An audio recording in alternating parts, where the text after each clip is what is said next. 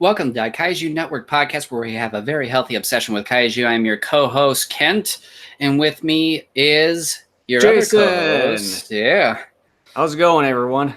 So it's our first podcast in like a month and a half, which is typically the way it goes. And so here we are. I mean, post GFEST.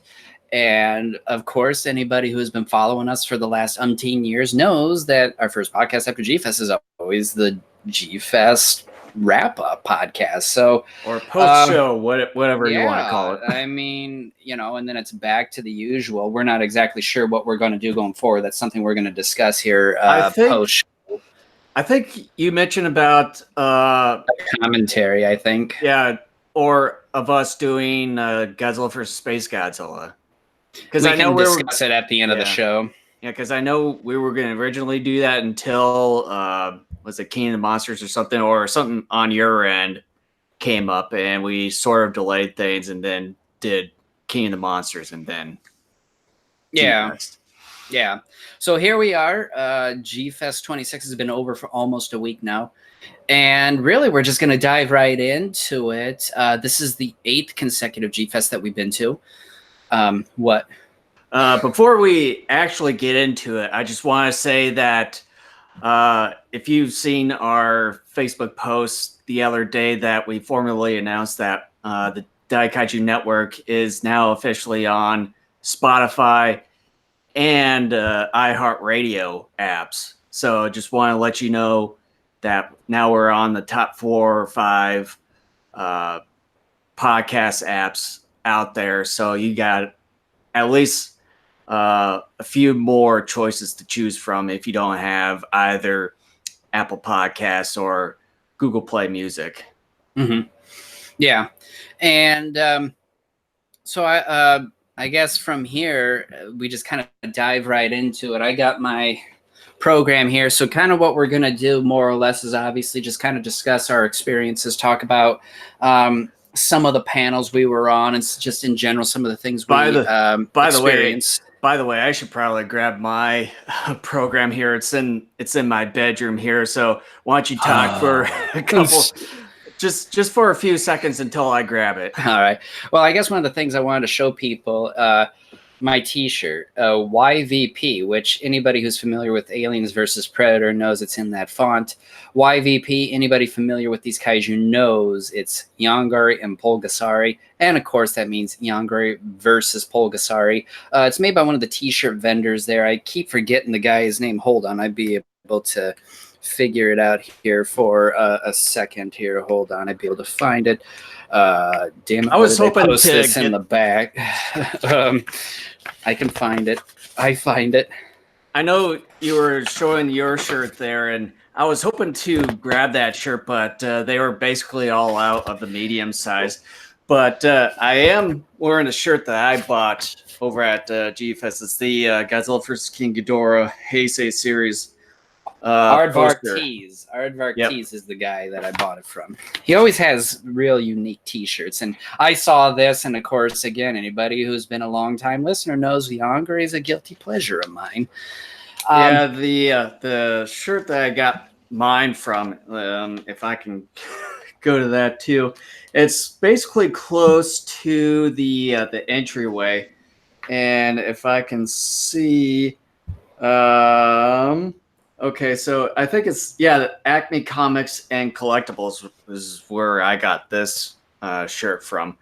And I know I'll probably be wearing my new shirts within the next few or so weeks, or the next few podcasts or so, just to kind of show everything. But I also got at least a few of my things I bought at the dealer's room, too, I'll probably be showing in a little bit. Yeah, so this particular post show is going to be a little weird to start out with, because what I want to do is start off with the negative first. Let's get the negative out of the way, and then that way we can move on, because by and large, this was a pretty good GFEST. I mean, we'll discuss kind of where we think it ranks for us overall towards the end of the show. But I want to get the negative done out of the way, and then that way we can kind of move forward with everything else.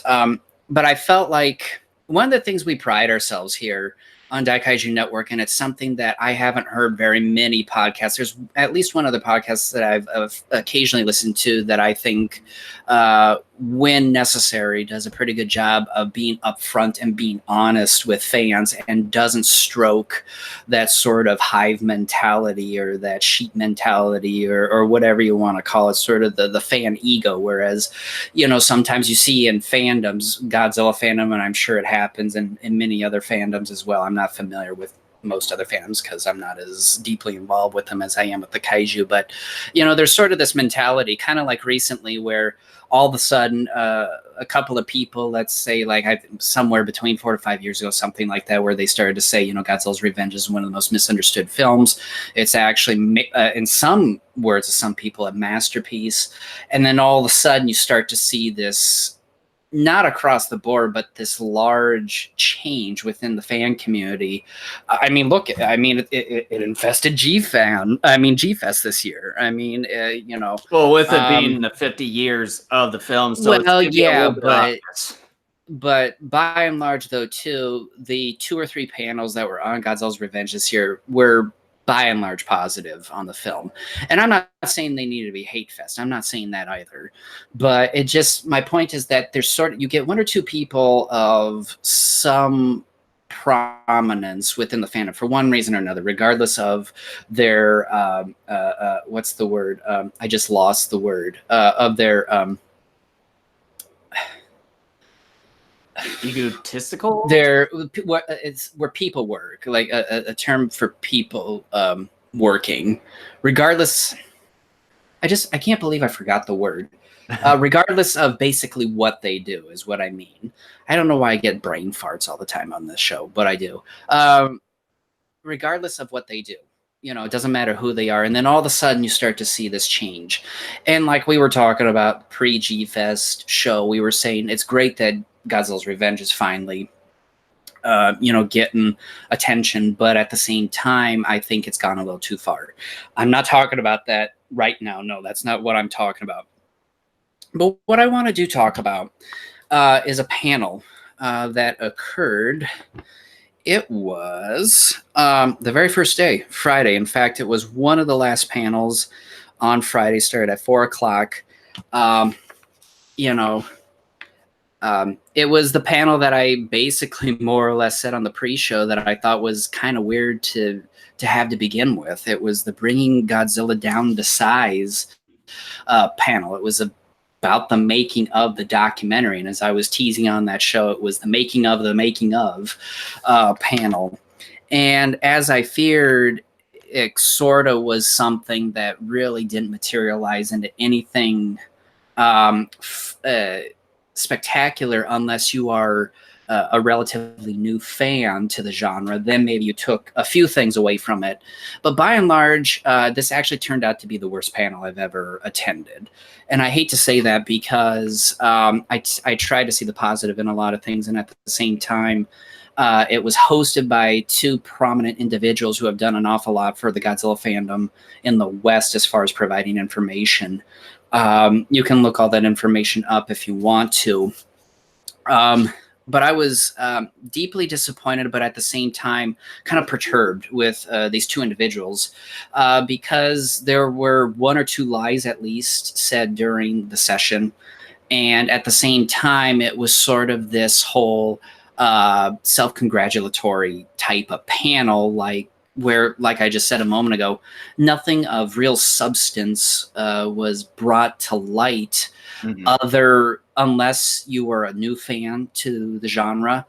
But at the same time, I guess maybe kind of the new piece of information, quote unquote, for those who are listening to the audio podcast version, that came to light was about the possibility of their documentary being re-released, kind of, I guess, by itself, or maybe with a collection of other documentaries, but it was going to be a more prominent featured documentary. And I just want to say, too, I want to preface all this by saying that I'm sure this is probably going to be one of the most, again,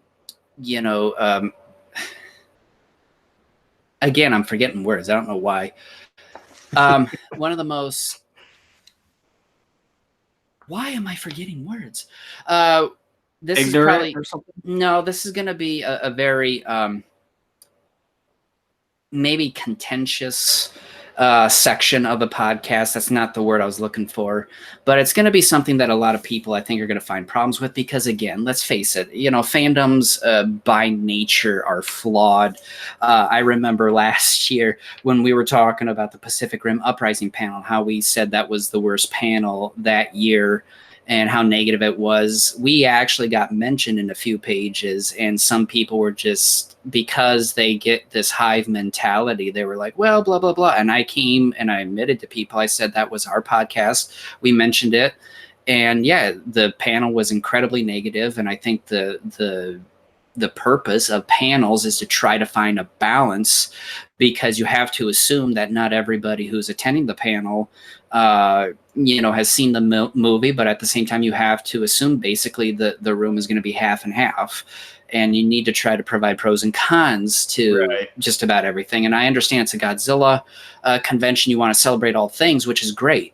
But at the same time, I think that doesn't mean you can't just sit back and go rah, rah, rah, because I think when you do rah, rah, rah stuff, regardless of whatever fandom it is, you end up minimizing critical thinking. You minimize people's ability to really think a little bit more deeply about the subject matter and to figure out, like in this case, what would make for good filmmaking or whatever the subject matter may be. So I just want to get that out of the way. This is probably going to be a very contentious portion of the podcast, but like I said, I want to get this done. I want to get this over with, and I pride us on being honest with people. And I want to point it out because I do think this was an incredibly bad panel by two individuals that are very prominent within the Godzilla fandom who have done great work. But for whatever reason, they just felt that this panel was necessary, even though it wasn't. But they basically were talking about their documentary, Bringing Godzilla Down to Size. And they showed 3 different clips throughout the course of the panel. The very first clip they showed was sort of an alternate beginning to their documentary, where they had sections of various films intercut with the modern day locations of Tokyo and other places around Japan. They said, though, they couldn't use that because Toho didn't like that. I guess they didn't get the licenses or permissions from Toho to do that, so they had to cut that part out of the film. So there was nothing new. The other 2 clips they showed of of their documentary, sort of featured Inoue, assistant special effects director, making an explosion underwater for recreating the underwater explosion effect from Latitude Zero. That's on the documentary. If you have the Rodan and War of the Gargantua's double DVD set, you can see it on there. And then they had another one with the suit actors, Haru Nakajima, Tsutomu Kitagawa, and Kenpachiro Satsuma. Again, that too is also on the documentary. You can see that on there. Again, I just want to say that outside of the revamped introduction, which in terms of information provided nothing new of substance, unless you are new to the fandom and or don't own the Rodan and War of the Gargantua's double feature DVD, there was nothing new for you to learn out of this panel. And basically, it turned out to be a self-congratulatory panel, basically saying, we wanted to be a part of this panel. We wanted to be a part of this project, and fortunately, we were able to do so. We had this sort of a budget. We worked with this individual over in Japan to get a crew together. All these people who worked at a fraction of what they normally would do for a project this size, and it was great. And, it's just like, okay, yeah, that's fine. Give people credit where it's due. But then it started kind of going more into this patting oneself on the back, saying, we did all this great work. Look at, we were so blessed to go over there and to be able to interview these people. Look at the cool work we did. Look at this. And then they were talking about how, again, somewhat due to budget constraints and also a little bit because of Toho, and then a regime change at Classic Media kind of during the middle of their making of this production, that they could not get their documentary along with several other special features on the various classic media DVDs released on a separate DVD for the classic media set that was just documentaries because of the new regime change. And so they kept whining and complaining about that. And one of them said it was buried on the Rodan DVD. And then they kind of went on saying, well, there may be some news out coming out now that we could potentially get this documentary more prominently featured on its own. And it was just an awful panel because, like I said, patting oneself on the back and saying it was buried and we didn't get to do what we wanted to do. It's like, okay, first of all, you did something that Toho didn't like. What can you do? I mean, anybody who's ever known anything about Toho or messed with Toho knows that you just don't mess with Toho. I mean, there's nothing you can really do about that. They basically I mean, have the final say with almost anything that relates to their properties. Right, and you just don't mess with Toho. That's just how it is. But then they were talking about self-promoting the new documentary and all that, which was fine. However, they were saying the thing that, outside of just patting oneself on the back and kind of gloating a little bit about how, awesome it was for them to be involved with this project, what really got me was the obvious untruth that their documentary was buried on the Rodan versus Gargantua, Rodan and Gargantua double feature. And that's not true. If you can see right here on the back of the DVD on the special features, the third special feature mentioned is their documentary. And also, I'm going to do a screen share here. Hopefully it'll show up. Again, unfortunately, if it's not going to show up on if I can get it here. Okay. Yeah, are you seeing what okay. So here we go. Now, when you start up the Rodan DVD, it, comes up, do you want to do the Japanese version or the English version? And when you click the English version, this is what comes up. Look at that. That's not buried. Yeah, it's literally right there in front of you. It's prominently displayed right there on the title page for the English side. And let's just I don't expect it, but let's just click this just for, it's even right here on the Japanese side too. Mm-hmm. So I'm not sure what they were really complaining about of it being buried to begin with. I mean, obviously you saw it right there. Right. And that's something that really bothered me because there was this awful complaining by them.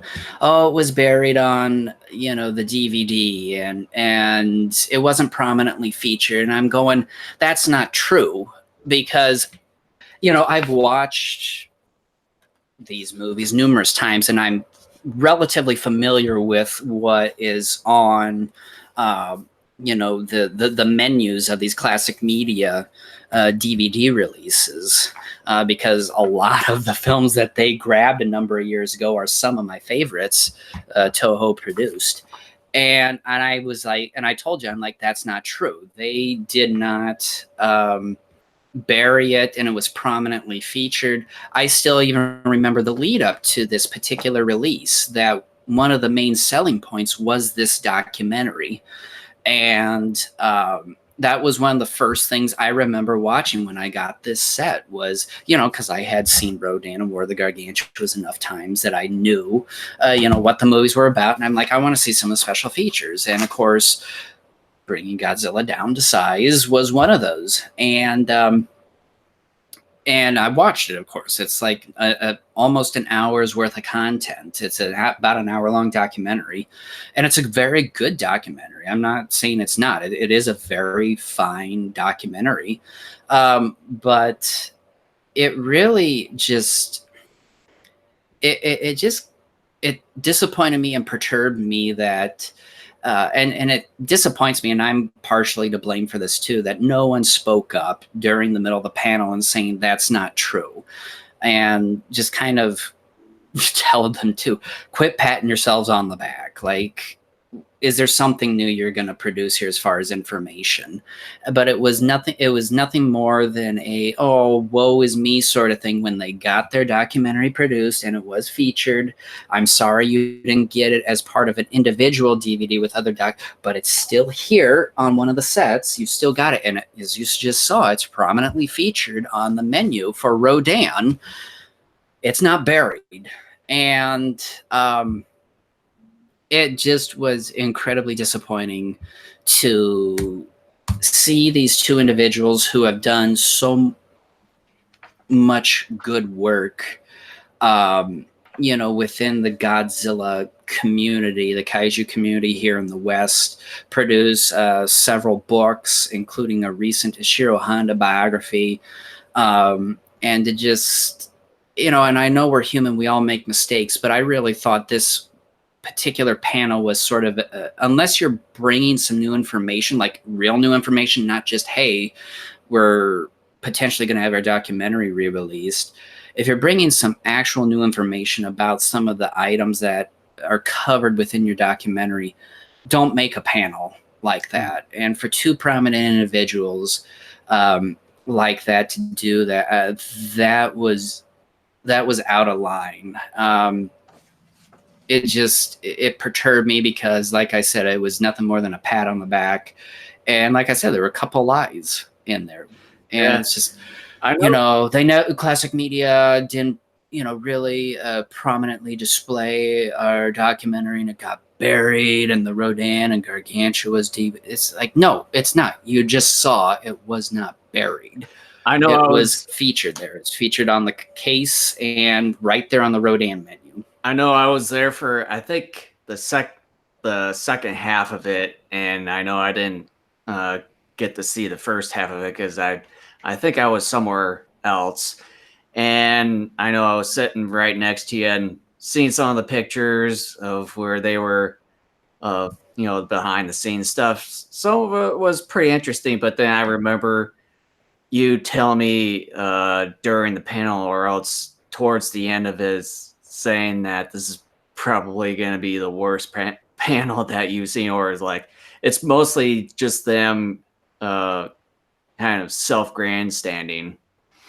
Yeah, and again, I know a lot of people are gonna be like, "Look at these guys! Look at what they're doing!" Being negative. It's just like, look, we pride ourselves on being honest, and not everything is gonna be. But it just, it was disappointing as far as that panel goes. I was very disappointed in it, and I wish they would have provided something different. Extreme Central, I will admit there's some things I could have done better for my Nessie panel in hindsight. I can't, I can't speak to that. I unfortunately got there during the final 5-10 minutes in the Nessie panel. I think Jason can speak more to that because he was there from the word go. But my understanding, at least with the Nessie panel, with what little I did see, I thought it was good and I enjoyed it. But this other panel, the bringing Godzilla down to size, unfortunately, that was bad panel. But anyway, enough with the negative. Let's just kind of go on now with mostly positive. I mean, like I said earlier, this. I know there was some, at least a little bit negative on my end, but I know with some of the panels, there were some times where I tend to doze off, but I think most of it was due to the air conditioning of the hotel. And I think this is a bad job. Yeah, I would say out of all of the GFEST that we've gone to so far, which is 8, this probably has to be the worst GFEST in terms of the air conditioning or something going wrong with the hotel. And yeah, did the air conditioner actually go out, or what was going on? I think from what JD Lees was saying, when I was in the GFAN GFEST G Tour panel. I think when it just comes to be having so many people in one room, it just tends to, with all the body heat and everything, and Right. when you have multiple panels concentrated in one of these two rooms with so many people for so many hours, it tends to, like, with all the body heat, it tends to trap everything in that particular room. So I think they're going to somewhat for the next time try to look into trying to spread some of these panels so that there won't be so much um, issues as far as trying for the air conditioner to keep up with everything, or possibly maybe moving the dojo studios, because I know that they were talking like some of the people in JD Lee's was talking a little bit about something dealing with the dojo studios and everything, since like they were, I think one of them was saying that they're sort of now doing like their own panels and stuff in there instead of just doing like the shot, like actual footage, scenes or anything of the sorts there, and probably expand that. I don't know, Is it because but of copyright issues? copyright issues. Are you talking about people like showing clips of movies? No, Oh, no, I wasn't going that route, but because I'm lost. no, I'm just saying that you know, with them doing their own panels and instead of doing their own thing, like doing scenes and stuff with models and everything, that they could possibly just turn that into another panel room, and maybe uh, reassigning dojo studios to another room or something. Oh, okay. I see. Yeah. Extreme Central says pacing. He talked about his panel pacing and not allowing enough time to show off the fan art from my panel for the audience. I'd like to have a chance to provide commentary for each art piece.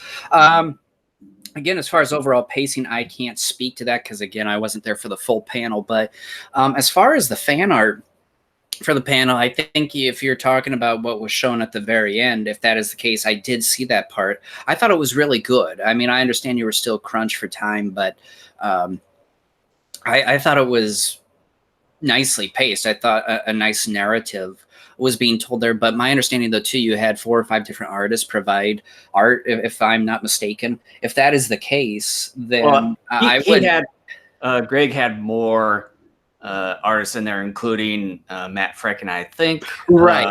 Jeff Zornow, Right, maybe. but what I'm about to say was that, yeah, I mean, commentary would have been awesome, but I think what would have been, I think for that particular section, it would almost, in a particular way, be better for fans to actually approach the individual artists and get their commentary on as far as the pieces that they created for that 27 artists total. Holy moly, that's a that's a lot of artists. Yeah, it would have been also pretty interesting to sort of get their take on uh, like why or how do they draw the way that they did for Nessie, or like the particular settings of the sorts, or anything.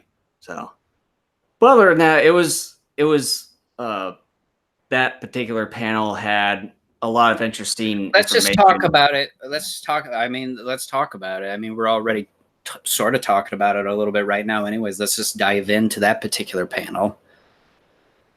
But yeah, it basically started out from the very beginning in the early days of cinema, and talking about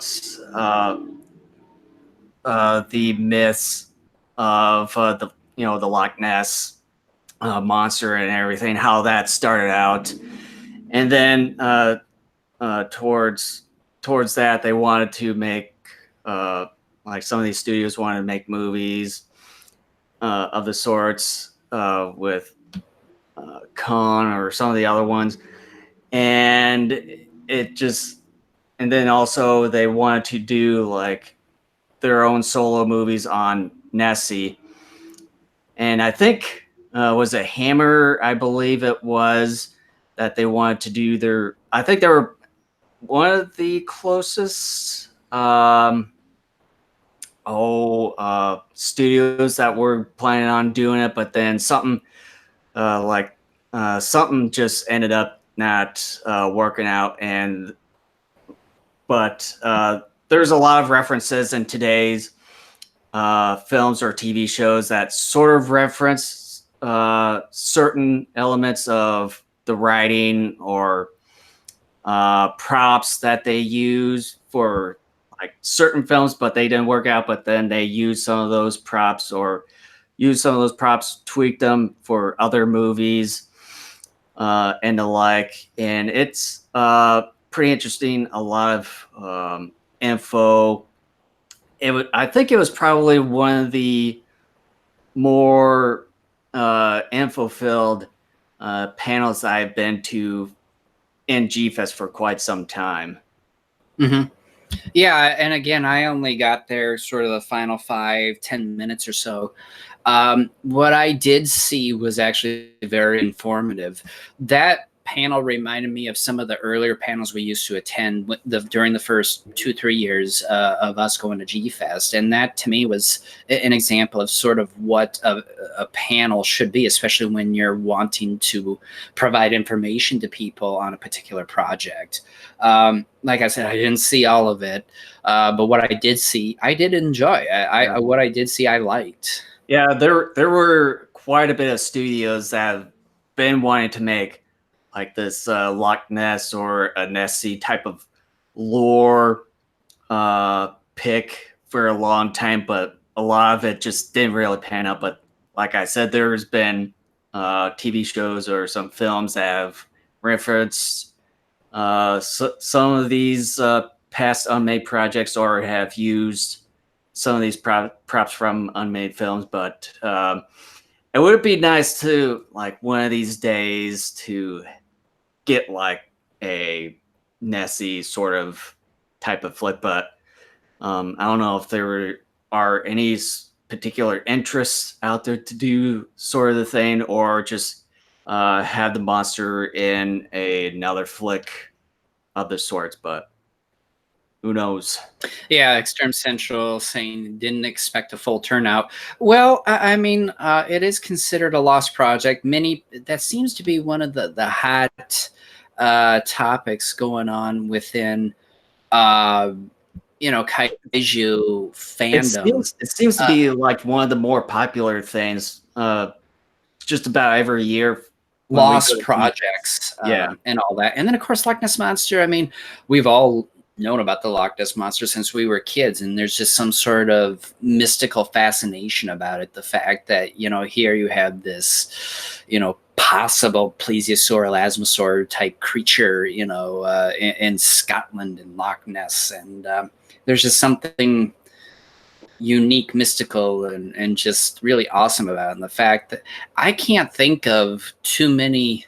There was one Loch Ness, and I don't even remember much about it other than I saw it on TV a number of years ago when I was younger. I don't know too many movies that feature or about the Loch Ness Monster, to be quite honest. And then I know considering it's a very popular subject matter. Well, I know in the Godzilla animated series where Greg did, I believe he referenced that Loch Ness Monster. Yeah, I forget the creature. I believe it was in the Monster Wars trilogy. Gosh, Cryptocleidos, I think. Yeah, because I think they mentioned like some of the similarities or some of the references that they use for that creature in the animated series. There, I believe. I don't know if you can confirm that with me here, Greg, because I think that you did reference some of the things for that monster in the animated series. Mm-hmm. Yeah, I mean, it was a fantastic panel. Like I said, I didn't really see too much of it, but what I did see, it was one of the examples of how you should do a panel at GFEST, quite honestly. Let's just go ahead. Let's do Friday. We'll just kind of go in order. I'll cover a panel that I attended, and then you can cover a panel, and then we'll just kind of trade off until we're done. We'll do the same for Saturday and Sunday. So the first, outside of going to the Midway Room to watch some Godzilla Final Wars, not Final Wars, oh my gosh, some Godzilla Monster Wars trilogy. So Greg said Deadlock does feature Nessie in Godzilla the series, so yeah. We did see a little bit of Monster Wars in the Midway Room, which was nice. Anybody, again, who's been a long time listener knows how big of a fan I am of the 98 Godzilla movie, which I know is not a popular opinion, but it's just how it is. But then my first actual panel I attended was Godzilla's Revenge. Which is also the first one of mine, too. Yeah. It was a panel that more or less was sort of about it's not just celebrating the 50 years of Godzilla's Revenge, but sort of people's opinions and in some cases individual connections with the film. Kind of like what I figured. It was mostly positive, which is fine. I'm not one of those fans that thinks it's the worst or one of the worst films. I've always believed it was middle of the road, and I always thought for years it deserved more credit than what it received. And I'm glad it did, but now I'm starting to think it's too excessive, the amount of praise it's getting. But nevertheless, I really thought that panel, very positive, yes, of course, but by and large, it was a pretty good panel. Yeah. I enjoyed it. They also dived into like the actual reasoning behind Godzilla's Revenge, how it was made, and that sort of thing. But yeah, like they showed some clip art, including I think one of the original concept sketches for Gabra, which wasn't too terribly different from the final product. No, but it still was pretty cool. But yeah, I mean, it was. Still a little excessive on the positive side, but nevertheless, it was a decent panel. I enjoyed it, but yeah. Yeah, there's really not much else for me to talk about.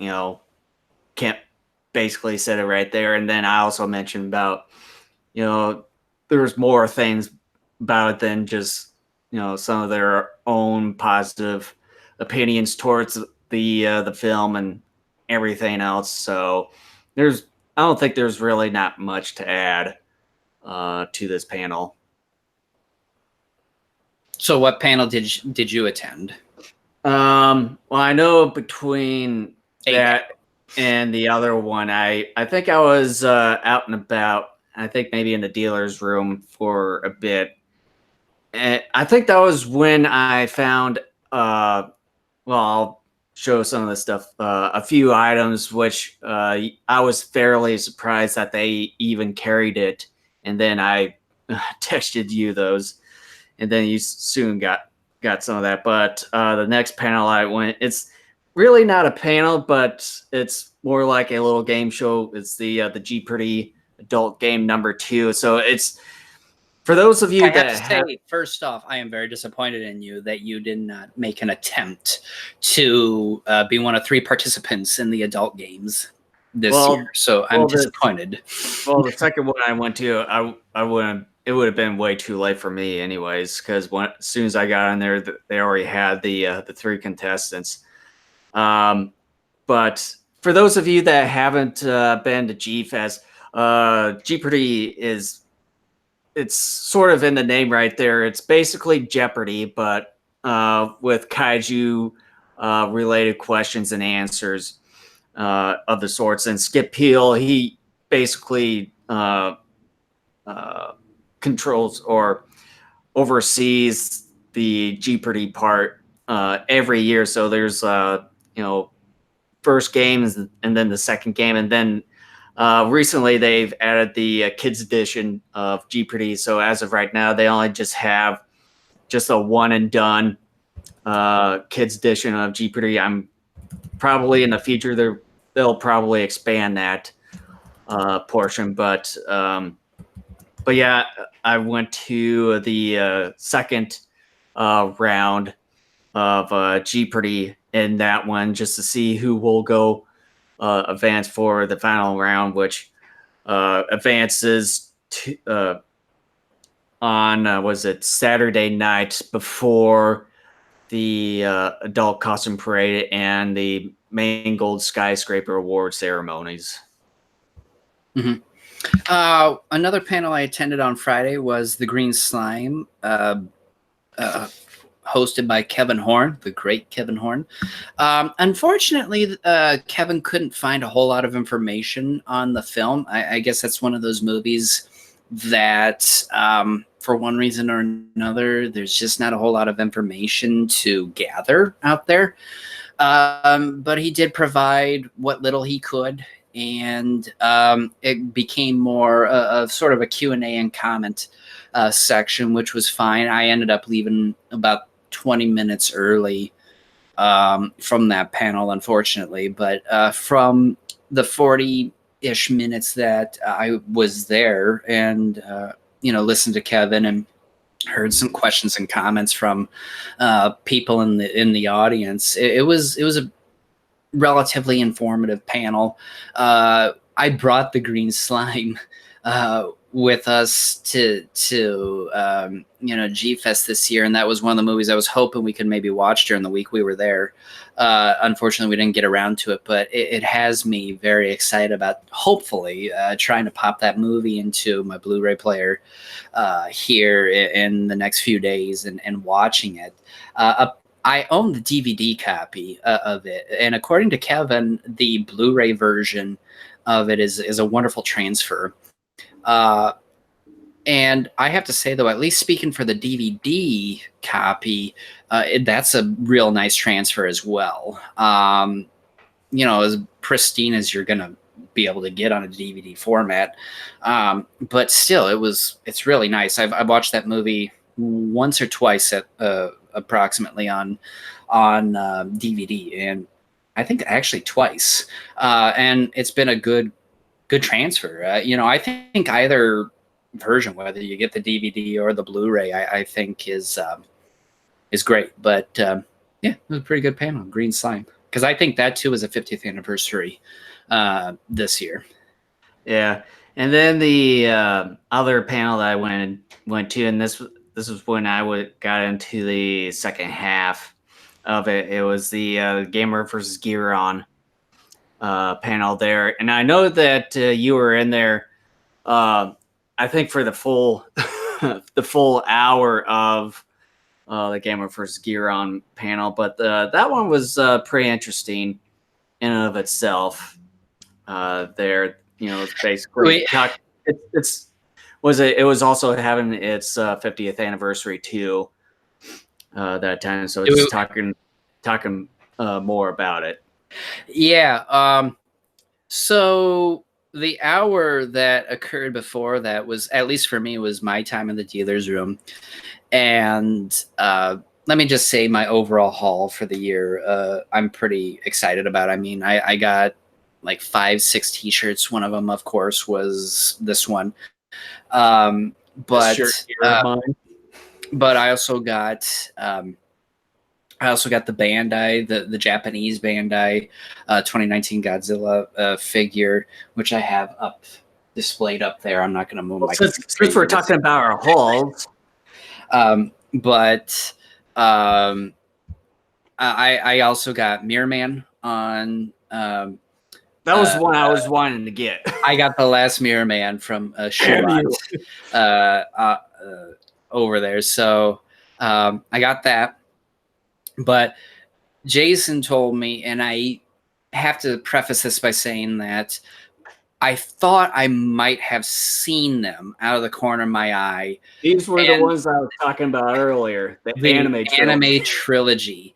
I thought I saw one of them out of the corner of my eye from the DVD World table, and I did a quick scan. And initially when I did the quick scan, I didn't see anything, and so I moved on. And I bought, some T-shirts and a few other things.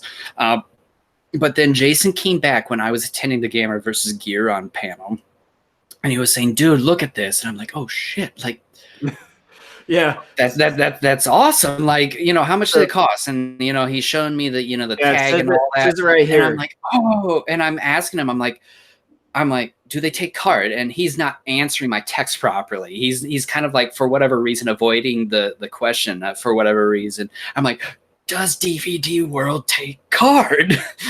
And he's like, I don't know. So then he comes down to the panel and he shows me, and I'm just like, oh man, I got to go up and see if they got him, see if they take card. I go running up there. Thankfully, they have at least one copy of all three. I think they had at least 2 copies of all three. I think they had 2 copies of the first one, 2 copies of the second, like 3 of the third one. And I'm like, okay. I asked the guy, I go, do you take card? He goes, yes. And I go, okay, I'm buying these.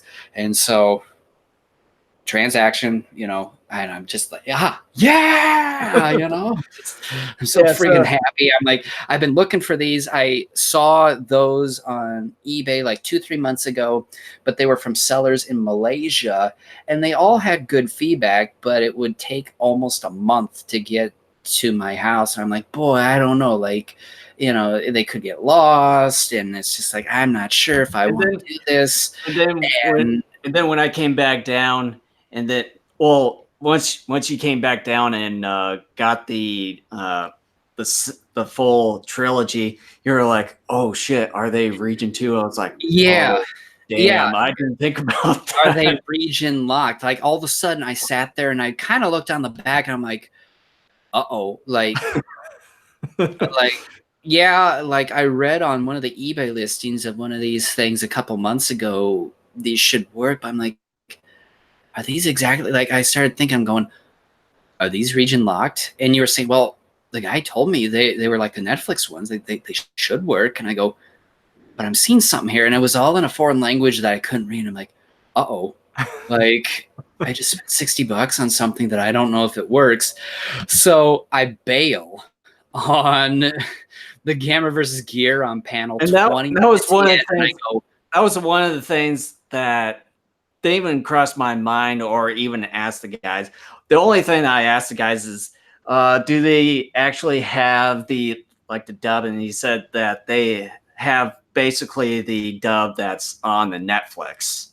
Yeah, and so I quickly run back up to the room, and on the computer that I am doing my podcast from, I'm opening up, I'm tearing, the plastic off of these, and I'm testing all 3 of these movies one by one. And thank God they all work. And I told Jason, I texted him back, I go, they all work, exclamation point. And I have to say, like I told Jason, when GFEST wrapped up on Sunday, I said, I like all the purchases I made this year.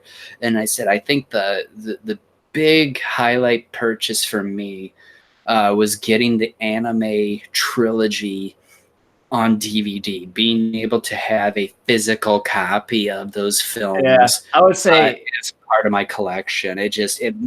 That was one of the highlights for me, as far as not just a haul, but of this GFEST. I would say that out of our 7 years of going to GFEST consecutively, I would have to say, for the first time ever, my best purchases were at least movies, instead of just figures this time around. But as of right now, these are just regular DVDs. But I mean, they're still good. At least I now have an excuse to suspend my Netflix account, because, to be honest, I don't really watch much of anything on Netflix anymore, to be honest. But since now I have these movies here, now I have an excuse to do that. And then quit making that face. What are you talking about? Yeah, Anime Godzilla trilogy. Oh my gosh. If you are one of, like, I don't know how many copies they have, but if you're people like us who was able to pick up that set, by the way, screw that dad at the opening ceremonies. quick side note, we were at the opening ceremonies Friday night, and there was this kid, I want to say maybe between the ages of like 12, 13, 14, something like that. And I guess it maybe was his dad. That's what you were telling me. Yeah, and he was on his phone. I don't know if he was talking to his wife or who. Maybe it was the kid's grandfather and was talking to one of his parents. I don't know, but he had some familial relations with this kid. And he was talking to whomever it was, and basically saying, I was telling this, he wanted to spend this money, and I transferred some money from my account onto his so he could spend money. And yeah, it's expensive here, and I don't know if we can go again. And not all vendors take cards. A lot of them take cash, etc. And he goes, but I've been preventing him from making a lot of stupid purchases. And one of the things he saw was this Godzilla cartoon series on DVD, and the whole set was $60, and I knew exactly what he was talking about. He was talking about that anime trilogy. Mm-hmm. And this guy was saying, I told him, I said, isn't that on Netflix? And whatever the kid's name was, he goes, yeah, it's on Netflix. And I told him, well, why would you spend $60 on 3 movies when you can get it for free on Netflix? And so he wasn't happy about that because I prevented him from making a purchase, and he went off to buy something else. And I turned to you and I said, the guy doesn't understand the fact that you're paying $13 for just the streaming service now on Netflix. Like over $13 a month. Yeah. Which is highly more expensive. It's not free. It is not technically free. It's not even free to begin with. It's if you're not paying free. $13 a month.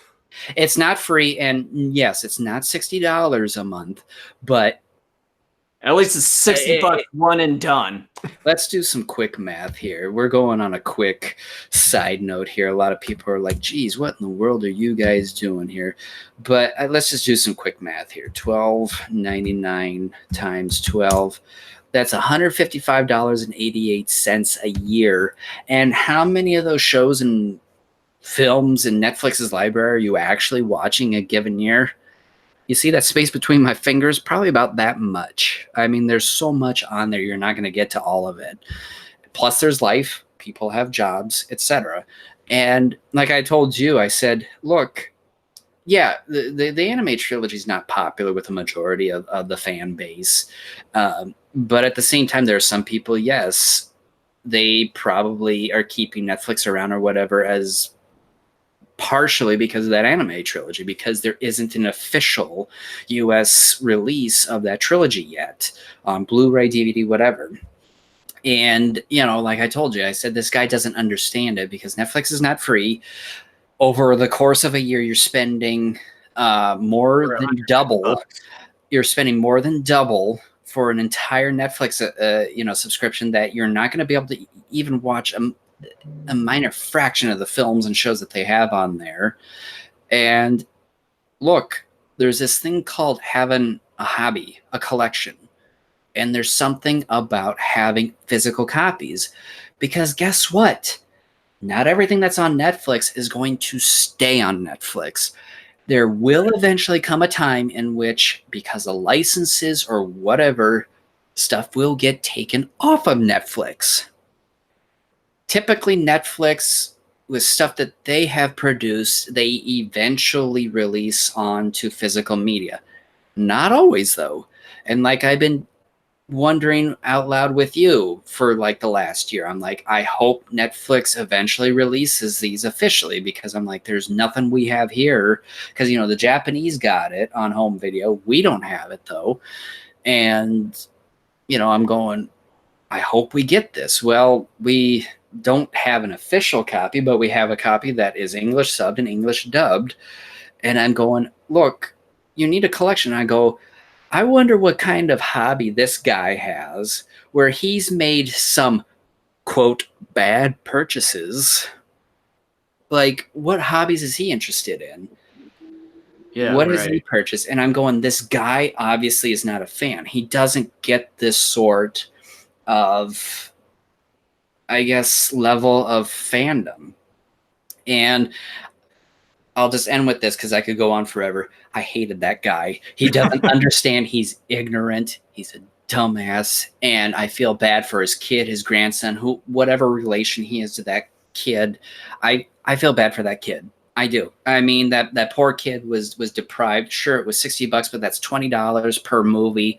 That's approximately what new movies cost nowadays, anyways. Brand new on DVD, and so what? $20. That's reasonable. Yeah. But fuck that guy. And then one of the other video purchases I made was John Borg Ace. And since Kent basically got the last damn copy of Mirror Man, which is one of the things I really wanted. But then after watching John Borg Ace versus Haru Majin that we watched. Badly do you want Mirror Man? I'll sell him to you for the right price. Like, that was one of the main purchases that I was actually looking forward to this year. But now with the anime trilogy, I think that basically overshadowed that. But I would say at least the John Borg Ace DVD that I got, I would say is another good purchase after watching that Haru Majin and John Borg Ace that you brought along and we watched too. I think it was the night before GFEST, possibly. But so that's that. And then the other haul I got, there are two figures. One of them is the NECA 2019 Godzilla here.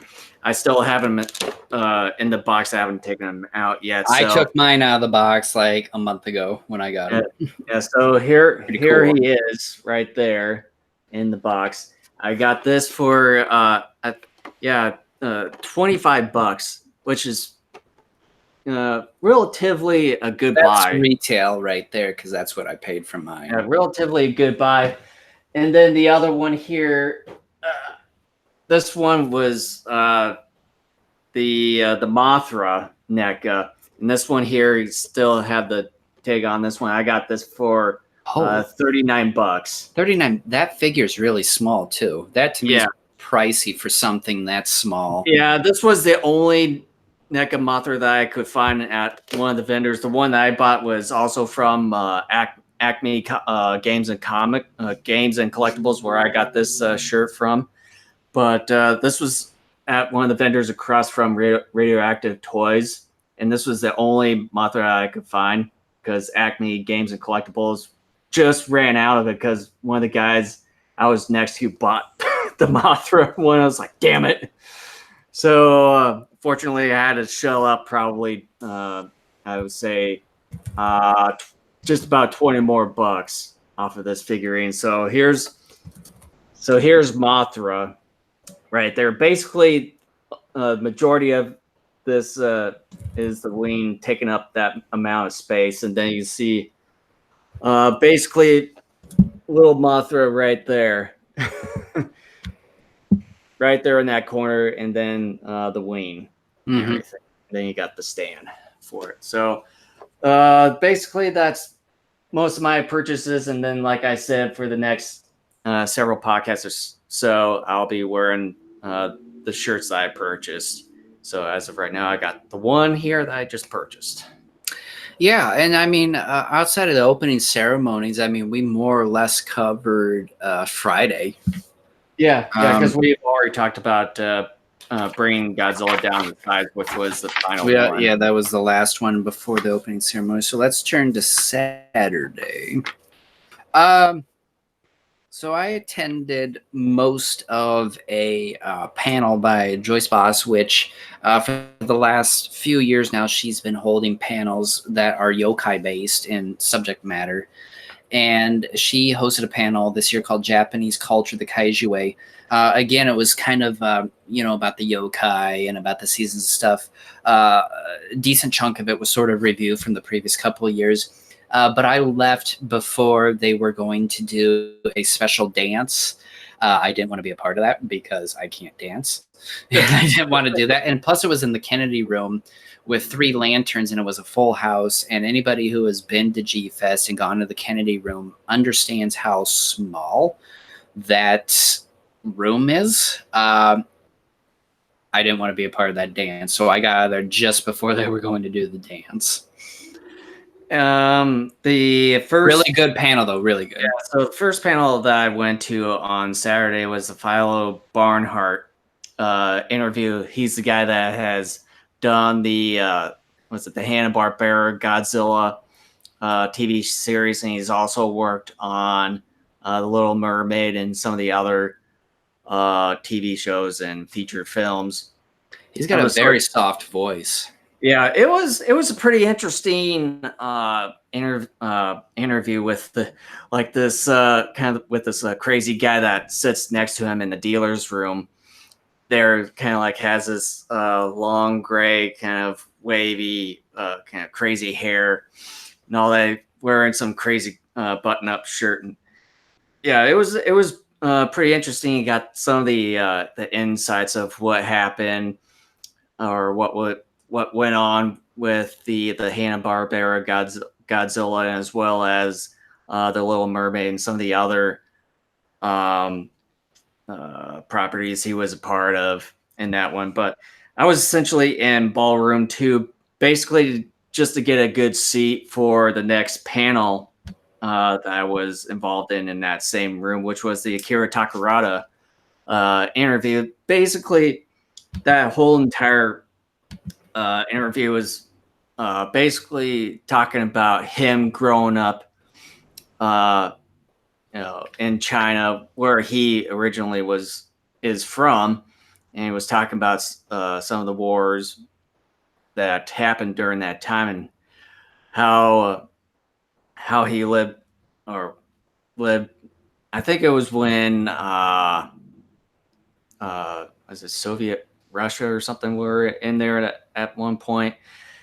And yeah, there was just a lot of crazy stuff going on before he moved to Japan there, and how he became like an actor, how he got into movies and so on and so forth. It was a really interesting panel or interview.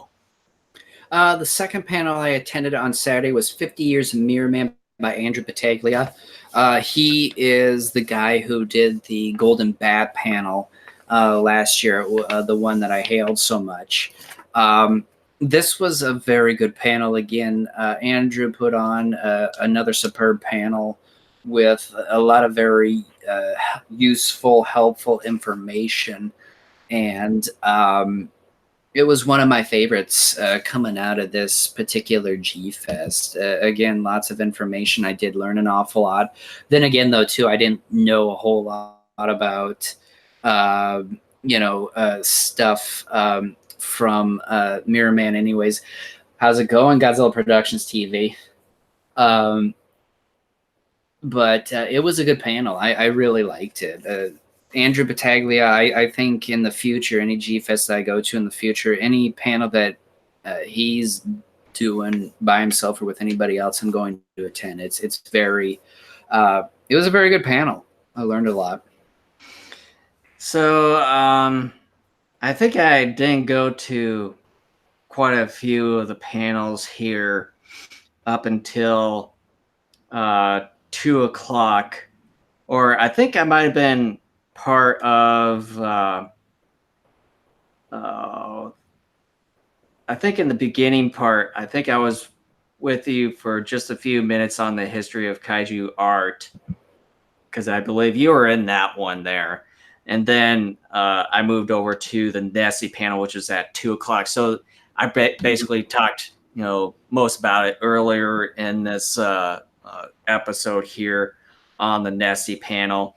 I think I might have saw just a bit of the Heisei Gamera panel as well, and I know I think I went to one of the Pagan Neil ones. I don't think it was the one on Saturday, but I believe it was I think it might have been on Sunday or something of the sort for that one. But I know I went to one of the panels that had Peggy, Neil, and that one. But yeah, so that was my sort of gist, was the Nessie panel at 2 o'clock. At 11, my third panel on Saturday, I went to the Kaiju Kingdom podcast with Jessica Sang and Chris Eaton. Another informative panel.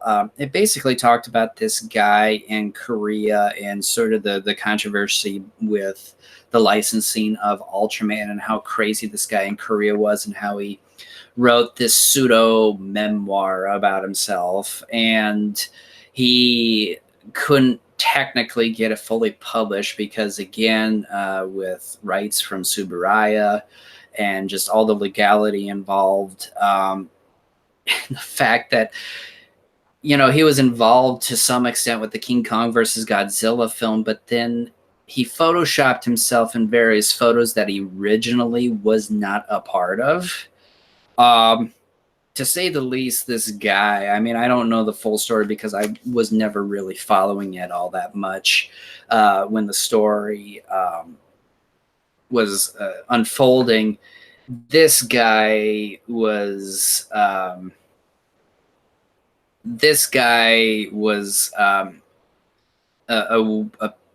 piece of work, to say the least. Yeah, I agree with you, Godzilla Productions TV, because the original intent of Kaiju Kingdom podcast was talking about the King of the Monsters film. And yeah, I mean, they spent maybe 15, 20 minutes about it, but it was about their friend. I forget the guy's name, but he did the mocap for Godzilla in the film. And it was some interesting information as far as the behind the scenes stuff, as far as trying to get him to get a free pass to the premiere of the film.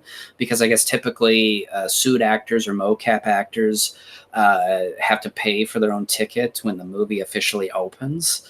And so it was about Jessica talking, because I guess she represents him, trying to get him a free pass and all that to the premiere of the film.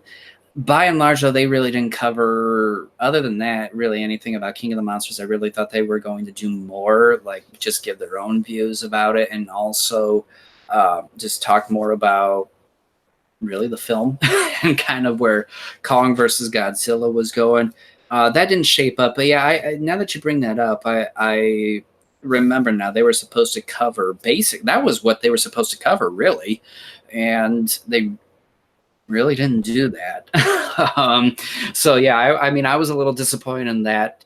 But at the same time, though, the Ultraman fiasco that they were talking about was interesting in and of itself. But yeah, when it came to the Godzilla King of the Monsters stuff, I was disappointed in that. But nevertheless, it was still a good panel. I enjoyed it. And the next panel that I went to was right after the Nessie one, and that was the Kaiju Cast 10th anniversary podcast in Ballroom 2, and this is where Kyle Yao and his co-host interviewed some of the people that have been part of some projects over in Japan. I think also they interviewed the daughter of Koichi Kawakita there, and then I think one of the guys, I think he was a bit familiar. I think he came to one of the GFEST. I think the last few years or so ago, but I just can't remember his name right now. But he was there, and then they had one of the other guys. I just can't remember their names, but it was essentially just going over some of the things that they did, so on and so forth. It was just mainly just interviews of certain industry peeps over in Japan, but it was a pretty interesting episode that they did for Kaiju Cast. You ate breakfast. One of the King of the Monster panelists hates Pacific Rim Uprising. Yeah, I don't know if you were at that Pacific Rim Uprising panel last year, Yeah, but when we earlier. we talked about this earlier in the podcast. That was a panel that, at least from last year's GFEST, we consider the worst panel from last year. I don't understand the hate behind that, and it just seems like the people who dislike that movie really hate it, and I don't understand it. But anyway, on Saturday, I was gonna try to go to Drawing with Matt and Hiroshi, but unfortunately, that room was filled to capacity and out in the hallway, so I skipped that one. And then I had a break. I actually tried doing the interview with Peggy Neal, but because it was so hot, I had to leave. And after getting only like 6 minutes of audio of her with my audio recorder, I left. And I tried doing the Heisei Gamera panel that was next door. And unfortunately, I couldn't really hear the panelists all that well.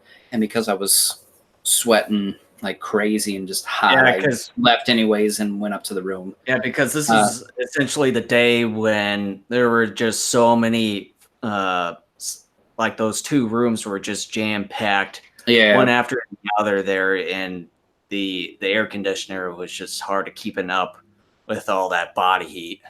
Yeah, I mean, it was bad. Even like places like the visibility bar, for instance, I would say that area was probably one of the hottest places in that hotel. Yeah. So what I ended up doing at 2:00 while you were doing the Nessie panel, I was over next door doing the history of Kaiju art with Bib Eggleton. And no, I am not mispronouncing his name, because that's how they spelled his name in the program. I just noticed that too. It's Bob Eggleton, but they misspelled his name in the program. It was an interesting panel. It wasn't, I guess, too much of, I guess, an actual history. It was more about going through really different posters, movie posters from different countries, and even art that was on boxes of toys and puzzles and model kits. It was interesting. It was more of just kind of a show and tell type of thing. There wasn't too much of a narrative. There were some people he named where he could identify who drew it, but it was just basically like, oh, look at this compared to the poster for that. It was a fun panel visually. That's all I can really say about that. And you had talked about the Nessie panel already. Yeah. So yeah, after the Kaiju Cast panel, I essentially just took a break, and then just waited until the, when we went to the award ceremony, or the final Jeopardy that I at least saw. And I think you came down maybe later in that for Jeopardy, or were you down there around the same time I was? Yeah, I was. But I went to a couple other panels before that. Did I go to the 25 Years of Space Godzilla? I did. Yes, I did. That was for Sunday. We will talk about that in just a moment. We're going through each day kind of in the order of the panels we attended. I went to a Godzilla King of the Monsters panel at 3:00 while you were in Kaiju Cast. That one was fun. I did enjoy that. That panel was sort of what the Pacific Rim Uprising panel should have been. That was balanced, and I thought it was very fair. I liked how they did that. They more or less, yes, enjoyed the film, but at the same time they expressed certain flaws of the film, but also certain, I guess, maybe issues that they had with the film. But it was sort of what a panel should have been on something like that. It was pros and cons, and just well represented as far as pros and cons. And then the last panel before the final Jeopardy and the awards ceremonies and all that, went to a Godzilla's Revenge panel with Ed Gajaszewski and Steve Reifel. That was a fun panel. I did learn some things there, and again, kind of like really all Godzilla's Revenge panels this year. It was pretty darn positive on the film. I did learn something very interesting was that, I had always believed Gabra more or less was sort of an ogre. And come to find out, Gabra's inspiration was supposed to be a frog. So there we go. And then we had, like you were talking about the final Jeopardy. There was the awards. Gosh dang, that awards ceremony took forever. Yeah, that was probably one of the longest ones that when they started doing that. You know what? They had the raffle draws, but it was only the frog. That was the inspiration. I was the same way too, thinking frog. But yeah, I mean, everybody thought that way. It's just like, really, a frog? But they only had the 2-night stay. They didn't split the pot. Yeah, I was fairly surprised that they didn't really do that this year with that, like the auction that they've been usually been doing for the last 6 years of GFEST and as well as those drawings. But they didn't do that this year.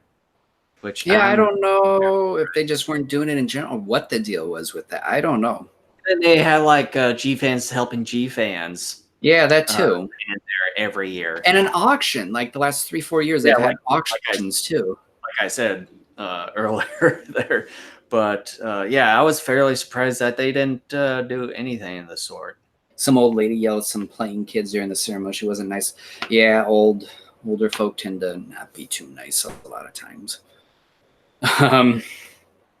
But and then you had adult fan costume parade. Pretty nice this year. A lot of great costumes. And then kind of at that point, you and I ended our day. We didn't stick around for amateur kaiju videos because it was way past my bedtime. I know I was fairly close of going to, was it on Friday night, the Godzilla King of the Monsters showing over at Pickwick. But fortunately, I didn't go to that one. And I thought about going to see Monster Zero Saturday night, but I just didn't end up going to Pickwick at all. I know we've talked about going. 2002 Godzilla costume was my pick of the adult costume. That was that was by far the best. I mean, that was like studio quality. And that one's the was it the Project Nautilus guy? He's done the 2014 suit version of Godzilla there. That one was really nice. It almost looked like that was another good one too. The 2014 one. Yeah. Or no, 2019 one. Well, he did the 2014 one a few years ago. Yeah. There was a 2019 one this year too that was really good. Yeah. And so moving on to Sunday, the final day of GFEST. Because I miss Matt and Hiroshi on Saturday, I tried going to How to Draw Godzilla with Philo Barnhart and Matt Frank. Again, I got there early, but I got a seat, and again, filled the capacity. Unfortunately, though, I stayed there for 20-25 minutes, and all they did during that time I was there was just talk about Philo's career in animation, and which was interesting. But I was there going, I thought we were going to be drawing something, and like I said, I was there 20-25 minutes, and when they weren't starting to draw, the Godzilla, the Fire Godzilla, that was really neat too. That was a nice little touch with that costume. But with the Philo and Matt Frank panel, I was very disappointed with that. I actually left because I remember telling you, I got in touch with you. I said they aren't drawing, so I left. I mean, I like Philo. He's got a real soft voice. A very nice man, though. Yeah. Informative panel, but like I said, I went there to see some Godzilla art. Didn't see it 20-25 minutes in, and I just said, I'm leaving, so I left. Yeah, so the first panel that I went to for Sunday on the final day of GFEST was the Shusuke Kaneko interview number 2. So they had 2 interviews with Shusuke. And this one I went to was mainly about the GMK film and like some of the behind the scenes, and get some questions and Q&As from the fans of the sort, get his take. And like his first round one interview, which was on Sunday right after Akira Takarada, was mainly about the Heisei Gamera, which it would have been nice to have actually been at that one, but at that time the room was getting a little bit too warm, a little bit too uncomfortable for me. But yeah, so I did go to his second interview on Sunday about GMK, and I basically have almost the entire interview of that recorded.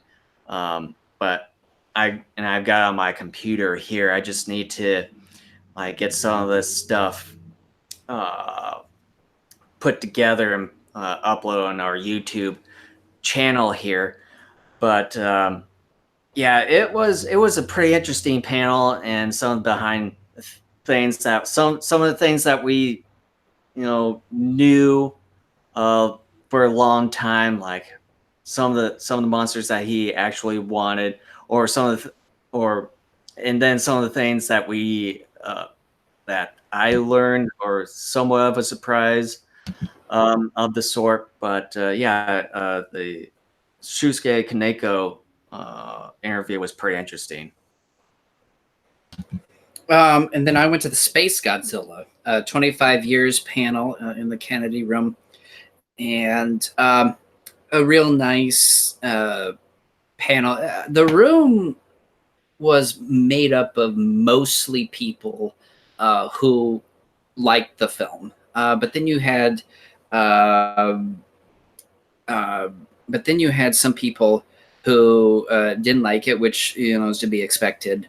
And I wish I could have gone. It was a relatively fun panel. I wouldn't necessarily. Again, if you are a relatively new Godzilla fan, you probably would have learned something from the panel. But as someone who's been a fan for like 26, 27 years now, I didn't get a whole lot of new stuff out of that panel. I wish I would have at least have gone to that panel, because I know Space Godzilla is one of my favorite villains of the Godzilla franchise. But too bad I missed out on that one.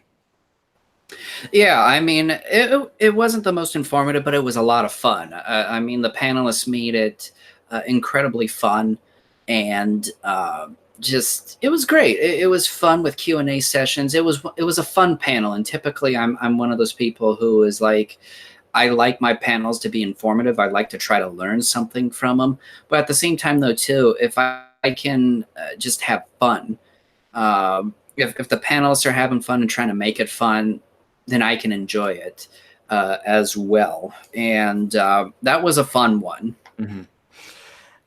And then the next panel that I went to was the Khan Unmade panel, where they talked about the history of Khan and all the sort of fascinating unmade films that they talked about. But they also mentioned about the lost films, mainly the ones that were made in Japan, like was it the Wasei King Khan in Japan, and then King Khan in Edo, which both of those are considered lost films, essentially because of World War taking place. And then you got that was one of the few panels in which I got full audio of. The Bob Eggleton one I got full audio of, and I just want to say to everybody, we will, over the next month or two, it'll take a while because we both took a lot of pictures and video and sound clips and all that. It's going to take us a while to post some of the videos and photos and audio clips up. Some of the movies and photos we'll try to post up onto Facebook, but a lot of the video and audio clips will be uploaded to our YouTube channel. Mm-hmm. Yep. So make sure you hit the subscribe button if you haven't done so already. Yeah. And I was going to go to the Latitude Zero panel, but that got canceled for no apparent reason. Yeah, basically, we just had the notification of that. I think the day before or on that day that the Latitude Zero panel got canceled there. So I at least had a little bit of time just walking around and just exploring the convention there. And then I, for a little bit, went into the piano performance that was happening in Ballroom 1, which that one was pretty interesting. Some of the music that they were doing. I think they were mainly doing the Kira Fukube music for that one, and I think that one's somewhat merged with the next panel in that same room, which was they were talking about Akira Fukube, which I did go to that one, I think in the last 30 to 15 minutes of that one before going to the GFAN GFEST G Tour panel that I went to just to figure out if they're going to actually be doing a G Tour 4, which sounds like that they are going to be doing that. But so I'll have to get some updates with them one of these times if they're actually going to be doing that for next year, because they're thinking about having that kind of in was it August or September? So sort of targeting in that area for G Tour 4. Mm-hmm. And the final panel I went to, not just Sunday, but all of GFEST this year was, and it turned out to be my absolute favorite panel this year at GFEST, and one of my all-time favorite panels in the 8 years I've been going to GFEST. It was about the Godzilla anime trilogy. And one of the reasons why, well, and I want to say too, I got to give a shout out to the panelists on there. It was Will Offit, Kevin Derendorf, Ira Taborn, Brian Scherschel, and Chris Little. I don't think I forgot anybody. Great panel, very knowledgeable in terms of the individuals, especially the directors involved with the anime trilogy, and also looking at the anime trilogy from a viewpoint that I think was positive. Now, granted, I know a lot of people who have been listening are like, well, Kent, you always want to talk about the pros and the cons. Well, this panel actually did talk about some of the cons with the anime trilogy and all that. They were mostly positive, though, and a lot of that is because, and some of them admitted this, was because the overall fan base, at least here in the States, it has been very hyperbolic in the negativity of that particular trilogy. And so some of them cite a little bit more on the positive end with the anime trilogy. But by no means did they think it was perfect, but they really believed that there is more there than what many fans have given the trilogy credit for. And like I said, it's not just because they also like the anime trilogy. That's not just the reason why I enjoyed that panel. Oh my gosh, you actually like the anime trilogy as well. Welcome aboard. Thank you. And also, thanks for subscribing there, Godzilla Productions. Yeah, thank you. I have felt very much alone in terms of my. Well, you're not just alone. You have me too. Well, I know, but I can't talk to you 24/7 though. But yeah, I also attended, I think, the last few or so minutes of that panel. Yeah. And I mean, it was just, it was a wonderful panel. I mean, like I said, I didn't enjoy it just because they liked the anime trilogy as well, but I enjoyed it because they were very knowledgeable, and I thought they were being very honest and fair about the anime trilogy. Like I said, covering both the pros and the cons. And then one of the great things was that shortly afterwards, when you and I kind of went down the hall and took a little bit of a breather for a while, Brian Scherschel and Ira Taborn came down, and I told them how much I enjoyed their panel, and we got to talking not just about the Godzilla anime trilogy, but we got to talking about the Hong Kong, or China movie business and all that. I mean, we delved into so many different topics. We talked for maybe about a good hour or so. And all the way down to traffic and construction. That that was like one of the last main things, like all the way down to road construction around the entire city.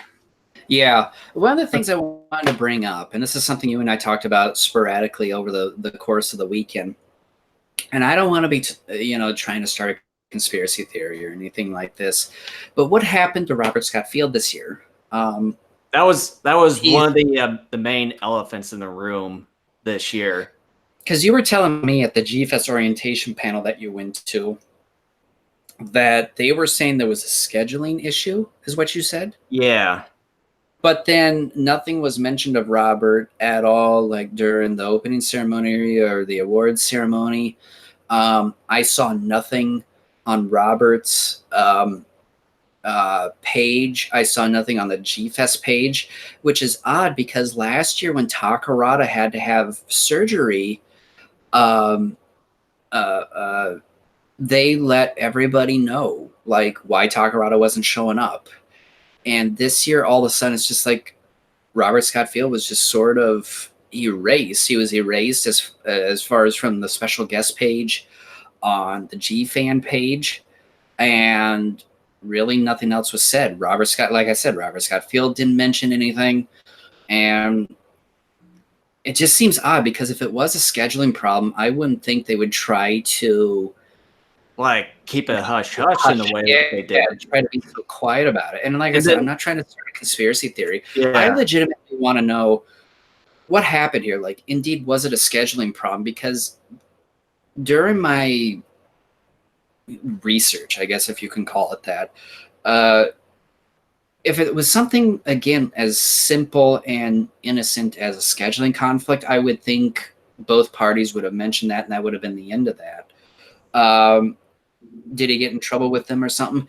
That's been one of my theories, is that there was some sort of disagreement or argument or something going on. I don't know. Like I said, I'm not trying to start a conspiracy theory. That's not what I'm here to do. I hate conspiracy theories and all that, so I'm not going to start it. And I don't. It's just, it's odd that nothing was really said. And again, like I said, if it was something as innocent as a scheduling problem, I would think it would have been mentioned, and it really wasn't. It just kind of erased and didn't happen. That was because was it just recently I went on to his Facebook page, and I've seen at least some of the comments from people that have posted on his page saying, "Oh, we missed you at GFEST."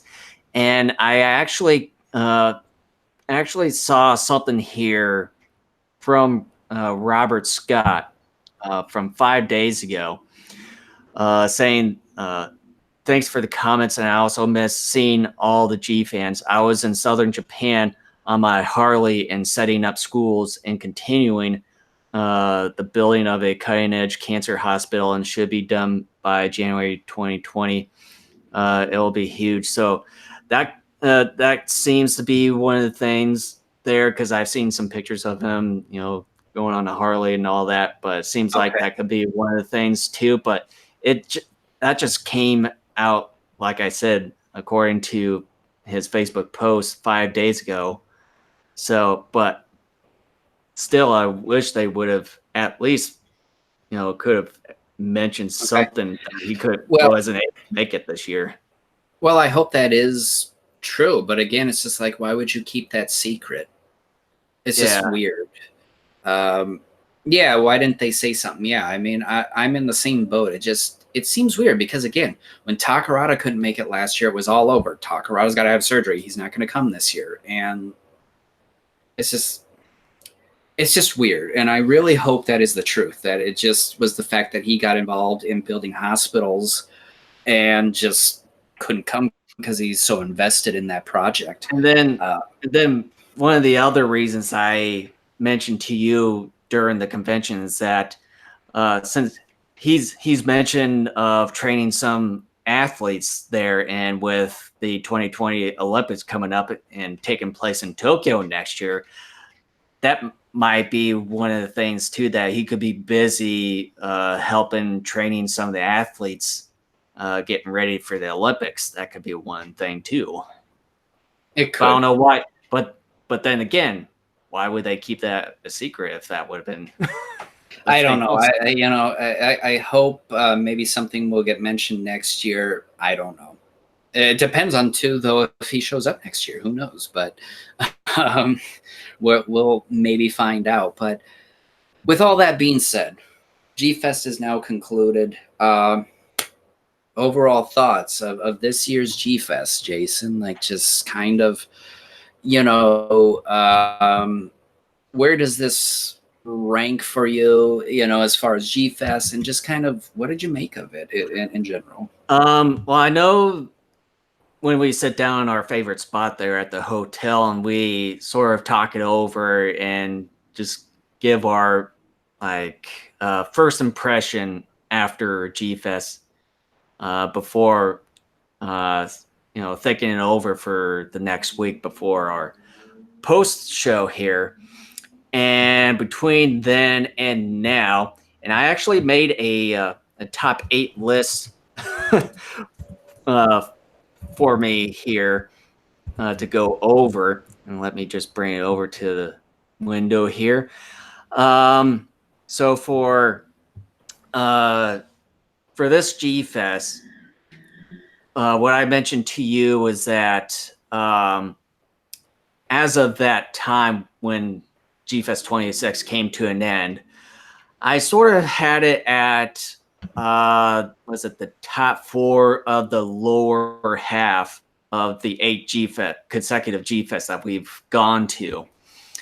And since that time and now, after thinking it over, I still have it as the top of the lower 4, essentially because of, was it the top 4? In other words, 5th place. Yes. So it's still pretty much in 5th place since making that first impression from then until now. Because basically number 1 is our very first GFest that we went to, GFest 19, and then following that was GFest 20 at number 2. And then at GFest, the third one was GFest 23, which was another good one. 4th is GFest 22, and then GFest 26 comes in 5th. 24 came in 6th. 25th came in 7th, and then of course 21st came in last place, because for those of you that have watched our podcast, we've kind of wrangled on 21 as being one of the worst ones that we've attended so far. Mm-hmm. Yeah, for me, it was kind of what I thought it could be, which was a standard middle of the road GFest. I've been chatting here in the text box with Godzilla Productions TV, and I'm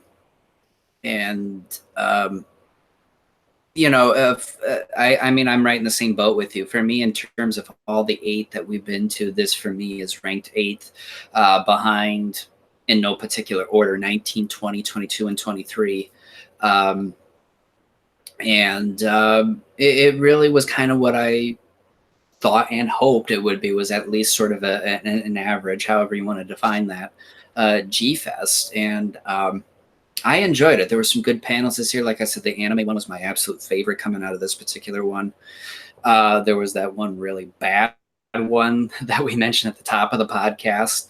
And but overall, I really enjoyed it. It was great getting, to talk to old friends and make some new ones. And all that. It was great. And for me too, it's also ranked 5th in the top 8.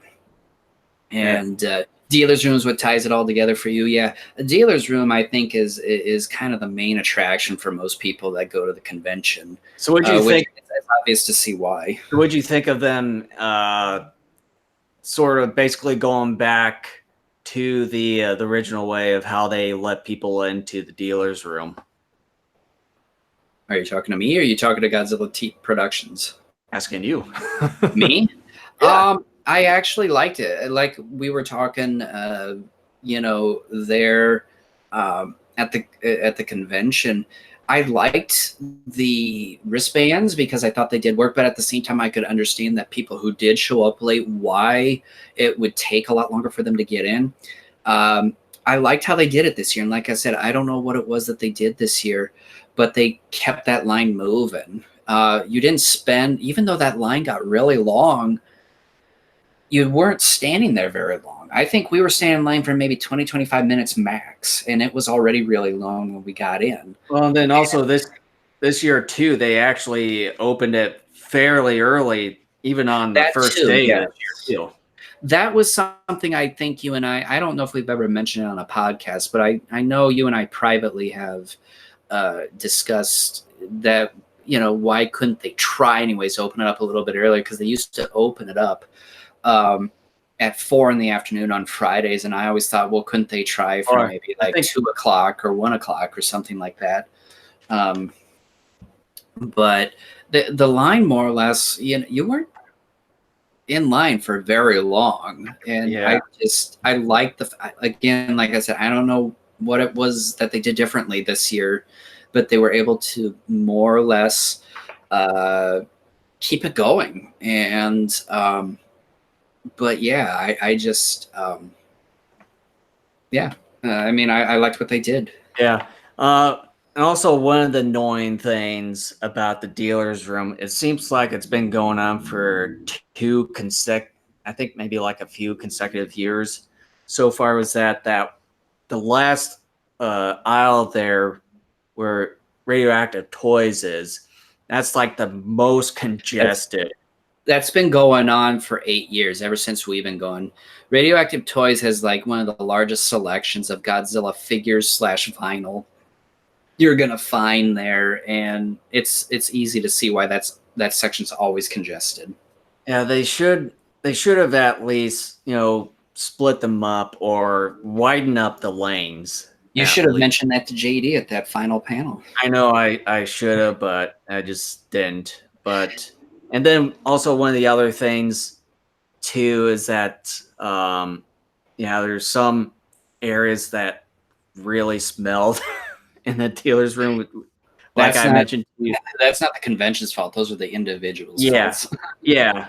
It's like sometimes I think some people just need to keep themselves cleaned up better.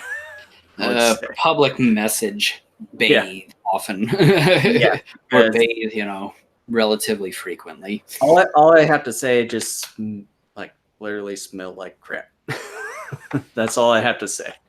Well, and this is kind of going to sort of move into sort of our final section of this particular show in terms of next year. Are we going? And I know we've mentioned this before the last 2-3 years. We've been sort of ho-humming it now at a point where it's just like, we don't know if we're coming back. And with you potentially doing G Tour next year, that's definitely putting things into question right now. And Yeah, then because with G2, like you and I, we were talking about part of it, the convention to some extent. Granted, we stayed a week this year, but the convention. for one thing, we're not going to do a week this time. We're not doing a week ever again. Yeah. But after $1,000 bills, like I totally forgot about this. We ain't doing this. That's awesome that you're continuing to go. I'm glad that you're doing that. For me, though, personally, it's gotten to a point where, and part of it is because we've been going for 8 years. 8 consecutive years. Yeah, 8 years / consecutive years. And so when you do something like that over that amount of time, you just kind of get used to things. But part of the problem too, and I really hope that at some point, and I doubt this will happen, but it would be great if someone like JD, Lees, Martin Arlt, Jeff Horn, somebody, who is connected with the GFEST in any way, shape, or form, sees or listens to this podcast and tries to take this mention that I'm about to bring up to heart. not only is, for me anyways, and again, I'm just talking about me, I'm not talking about anybody else. I also noticed, though, August Rigoni 6, 7, 8 months ago, however long it was, it's been within the last 12 months, I noticed August Rigoni brought this up too on his Facebook as well. And I really noticed it this year myself. But please, if anybody who is connected with GFEST ever listens to this podcast, please take this to heart.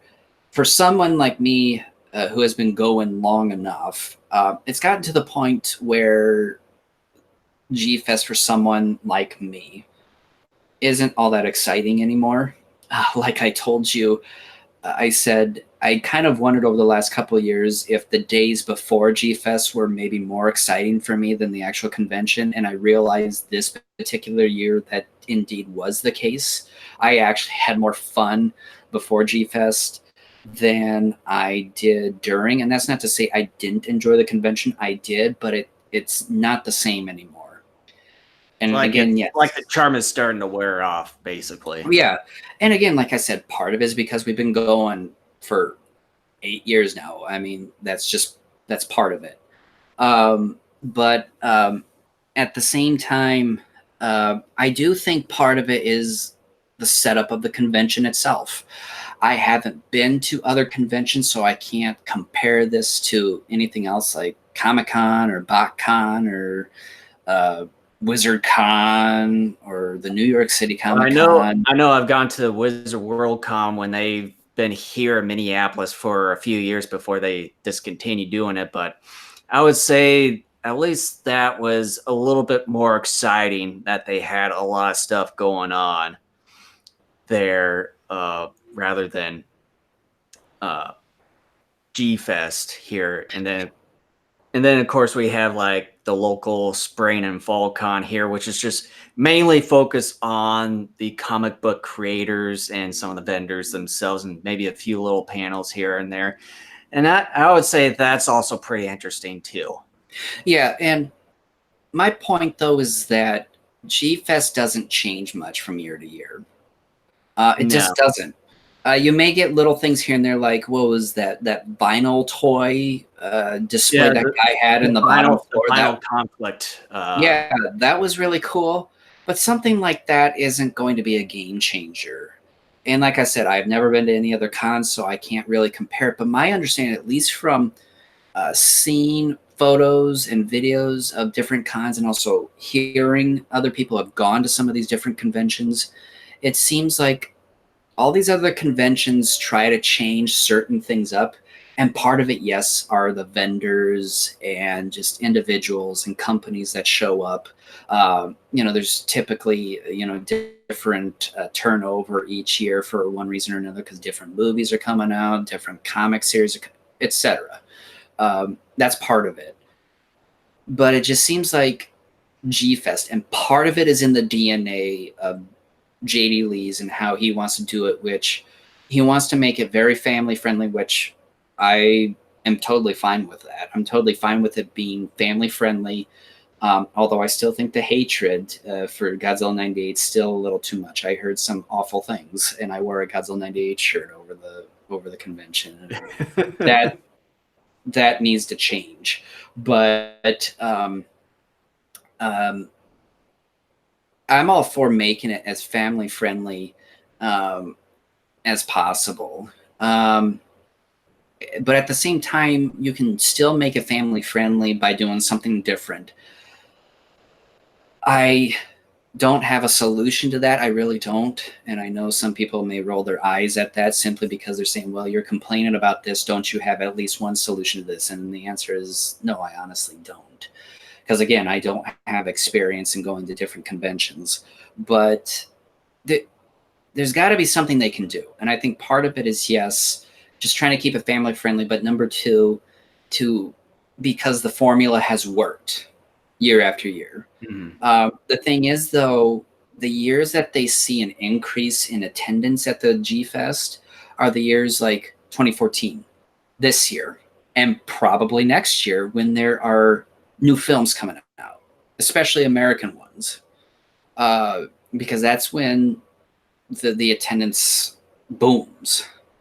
And Well, the GFEST before the 25th one, I think it was the most attended GFEST before this one here, because I think essentially it was, when the anime trilogy came out. So I guess some of that could have been part of the attendance for last year's GFEST.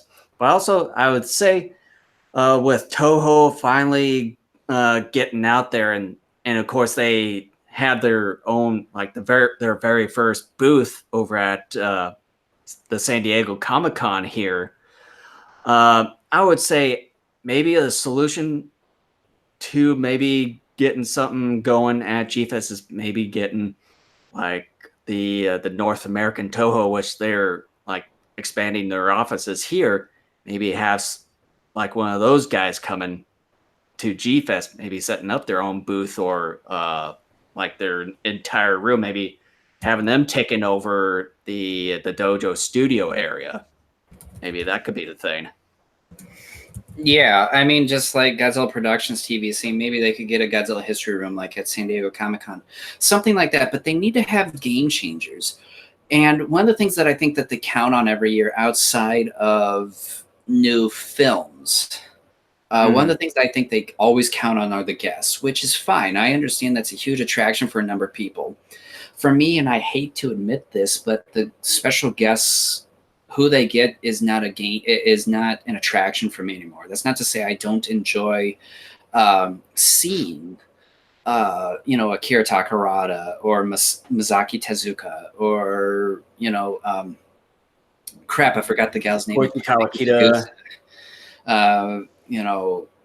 That's not to say I don't enjoy seeing these people. I do, but the thing is that they need to do something different. They need to change the formula a little bit. And like I said, I don't have a solution to that.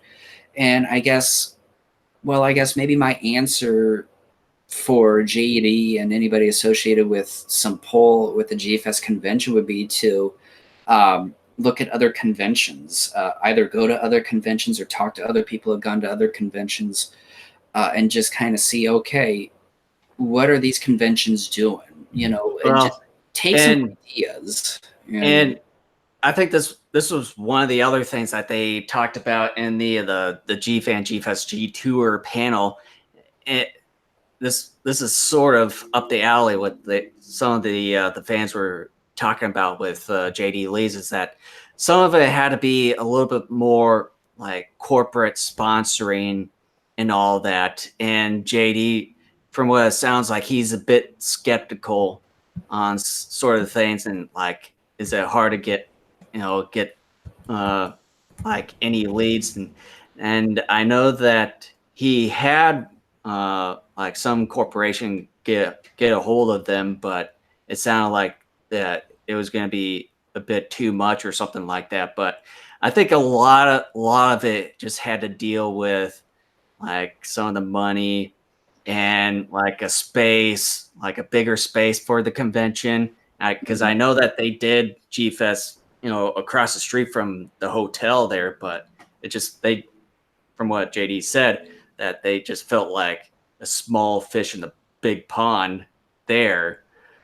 So they just wanted something that was like exclusively for all the fans, and everyone there is like part of a family community or some of the sorts. Right. So it basically had to come down like what they were talking about, just like corporate sponsorships and money of the sort. Right. And again, I mean, I am in JD's corner when it comes to trying to make it more intimate, making it put together by fans for fans. And I have no problem with that whatsoever, because you don't want to get things too corporate, because I've heard people complain in recent years about San Diego Comic-Con and how that's changed and how it's more corporate than ever. And I hate corporate. I'm just saying that. I'm not a fan of corporations. I think they ruin this country in more ways than one. But I don't want GFest to get corporate, because then you talk about certain things that won't change. If GFest were to ever, get corporate, Utah, at some point, it's not going to change again. And it's because corporate's saying, well, we're raking in this amount of money each year. Why change it? Because if we change it, then we might not make the money, et cetera, et cetera, et cetera. So, I mean, making it go corporate is not the answer either.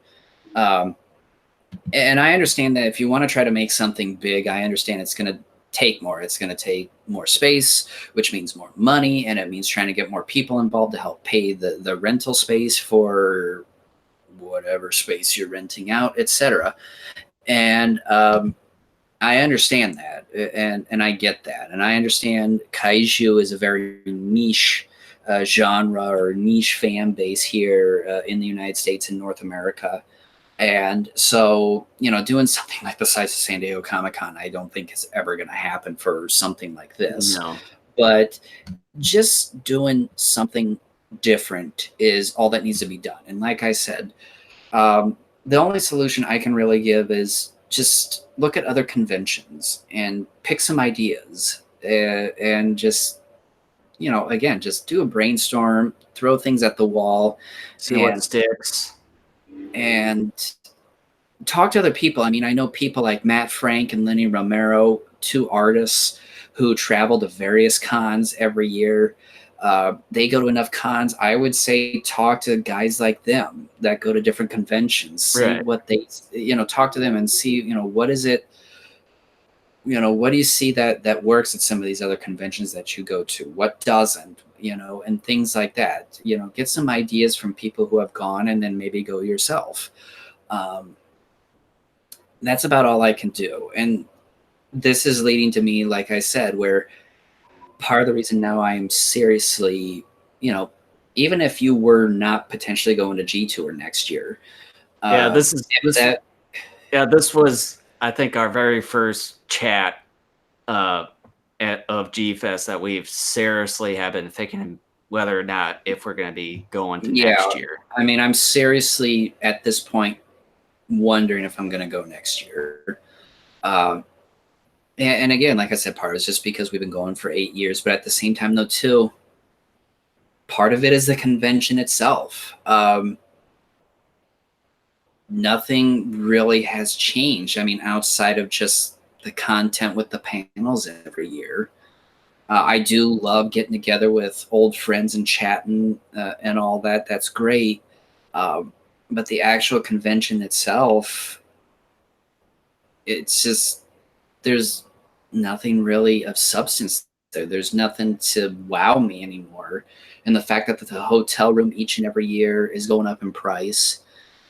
There's that, food, of course, goes up in price too. The dealer's room is always more expensive than if you were to wait and go online to some of these dealers' sites if they have one. I know that it seems like recently some of these vendors have been making figures or other things exclusively for the convention, which is another thing too. But still, I mean, they'll probably make those available after GFEST here and there, or someone on eBay will sell that certain exclusive figure of the sorts. But yeah, I think something needs to be done, and part of it is us. We need to try to figure out, but it's just like, okay, well, you can only get excited for a convention, and especially if a convention doesn't help you out in getting you excited each year. I mean, I know a lot of people be like, well, it's Godzilla, it's Kaiju, and you get to be with old friends, and it's like, well, yes, and again, I like meeting old friends and all that, but the actual convention itself, kind of one of the reasons why we meet up, that itself doesn't change. And that's a problem because it costs us time, but it also costs us money. It's not getting any cheaper. It's getting more expensive. Yeah, because I know with the hotel room when we started, it wasn't that terribly bad, but then over time it increased a little up until maybe a couple or so years ago. It's and I think it's stayed at the same price since. But even with the discount code that they give out every year for the convention. But I know with us being there for a weekend, and I like every year I keep forgetting that they include the parking price on the receipt every That's year. a ripoff. Yeah, because with us we drive two separate cars, so they add $20 a day, so $10 each per car. So I always keep forgetting that they put that on the receipt. So that's why it totals to just a little over $1,000 for us staying there for a week. And that doesn't count for the food that we put on the bill because we pay it right away over at the Chicago Fire Oven. Or we go to the outlet mall across the street. Yeah. Or to another restaurant nearby. Yeah. So we tend to go to some of the other various places around there, including our favorite restaurant, the Five Roses Pub that we go to every time when we arrive at the hotel there. But yeah, and then we went to Caddyshack once, which was a bit mediocre, and the service was Caddyshack is overrated as far as it was a bit. It's like overpriced, and the service was a bit awkward too. That we had there. It's just she was nuts. Yeah. But yeah, things are starting to get a little bit pricey, so that can at least factor in our decision. But I think from what we've said, before we left and everything, we probably are still gonna like put a placeholder and make a reservation just in case, but we won't make a final decision till possibly around early to mid-February when they still have the early bird thing going for the registration for GFEST. Yeah, and I mean we've got roughly 7 months to kind of think this through before we really need to start. If we are going to go, then we need to get our act together and move. But yeah, I mean, this is the first time, and really ever since we've been going, where I'm heavily leaning. If you were to ask me right now, are you going next year? I would say probably not. Now, granted, that could change. That could definitely change in the next couple of weeks. They could change. That could change. That could change in a couple months. I mean, it just could change. Right now, though, and now though more than ever, I have gotten to a point though where I really feel like I have come to a point where it's like it may be time to take a year or so off. Because I remember after we went to our first GFEST in 2012, we came back and we were just hyped more than ever. I mean, we were hyped about all things Kaiju and Tokusatsu. And, we weren't sure if we were going to go the following year, but we were like, boy, if we can go, we're going to go again. And we were able to go and all that. And it's just, I've realized, over the last 2 to 3 years, it's definitely come to a point where after each GFEST, I'm coming home now, and each year I'm thinking to myself, it's becoming more and more likely that I'm going to skip out on the next one. And yes, we've gone the last 2 to 3 years. But this is now more than ever. It's gotten to a point where I'm just like, because of just the fact we've been going 8 years, but also the fact that nothing really exciting comes out of GFEST a whole lot anymore in terms of just, I guess, content, if you want to call it that. It's just time, I think, to take at least a little bit of a breather. Yeah. Now, let's say I were to take next year off and then go back in 2021. Will I get more excited about it? Probably not, because 1 year off is 1 year off. And again, after you go the first couple of times, you're never going to replicate that again. You just aren't. Mm-hmm. And the only way you're going to be able to come close to replicating that is if there is another convention that deals with the same thing that you're interested in, which there isn't, because again, Godzilla and Kaiju are a very small niche in this country. But at the same time, something that could get you a little excited would be, does the convention provide you with something fun and unique? Like, is there like, are they going to And give you I a don't great see that happening experience? anytime soon. I don't see that happening anytime soon. So I just, again, like we were saying, I highly doubt the format's going to change or any content is going to change, which is unfortunate. But I don't run it. But I really hope.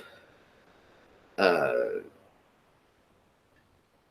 I really hope they take it to heart and maybe get some feedback. And I understand people love it, and that's great. I think if you love it, that's awesome. Continue to go and all that.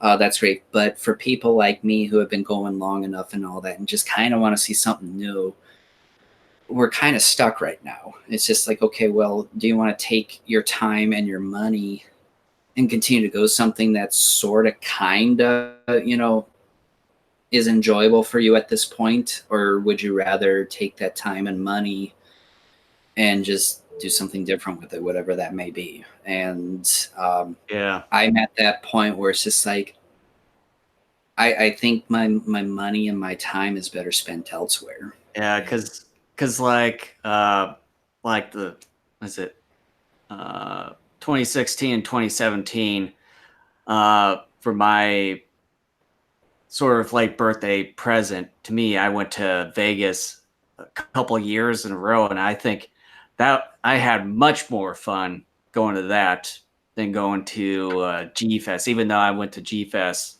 those 2 years still. Well, and those But were the first couple times you went to Vegas, though, too. Just yeah, like going to GFest the first couple times were like awesome. yeah. And like if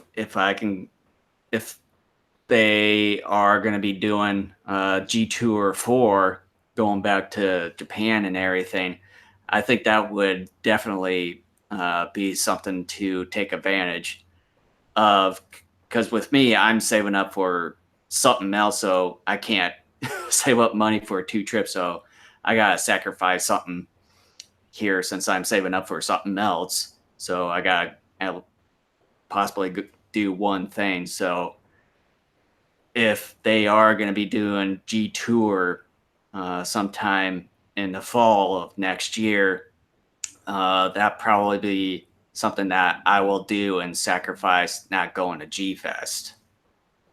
Yeah, I mean, this sort of reminds me of comparing it to my local mall, and I love going to my local mall just like I enjoy going to G Fest. But at the same time, we all know sort of the condition of malls in today's day and age. It's a mall that's maybe half full with shops. Uh, G Tour is where people Take a trip to they Japan. take a trip to Japan and they see the familiar sites that are related to Godzilla films. Like they might be able to get a tour of Toho Studios. They might. That's not a guarantee, but then they visit certain just sites that are captured on film and other Shop around landmarks. too, and so on and so forth. Yeah. But going back to my mall analogy, it's like, okay, when we first moved here, I loved going to that mall. It was great. Part of it, though, too, is they had some more interesting stores that sadly are no longer there. But By the way, is that Oriental store still there? it's still there. Okay, good.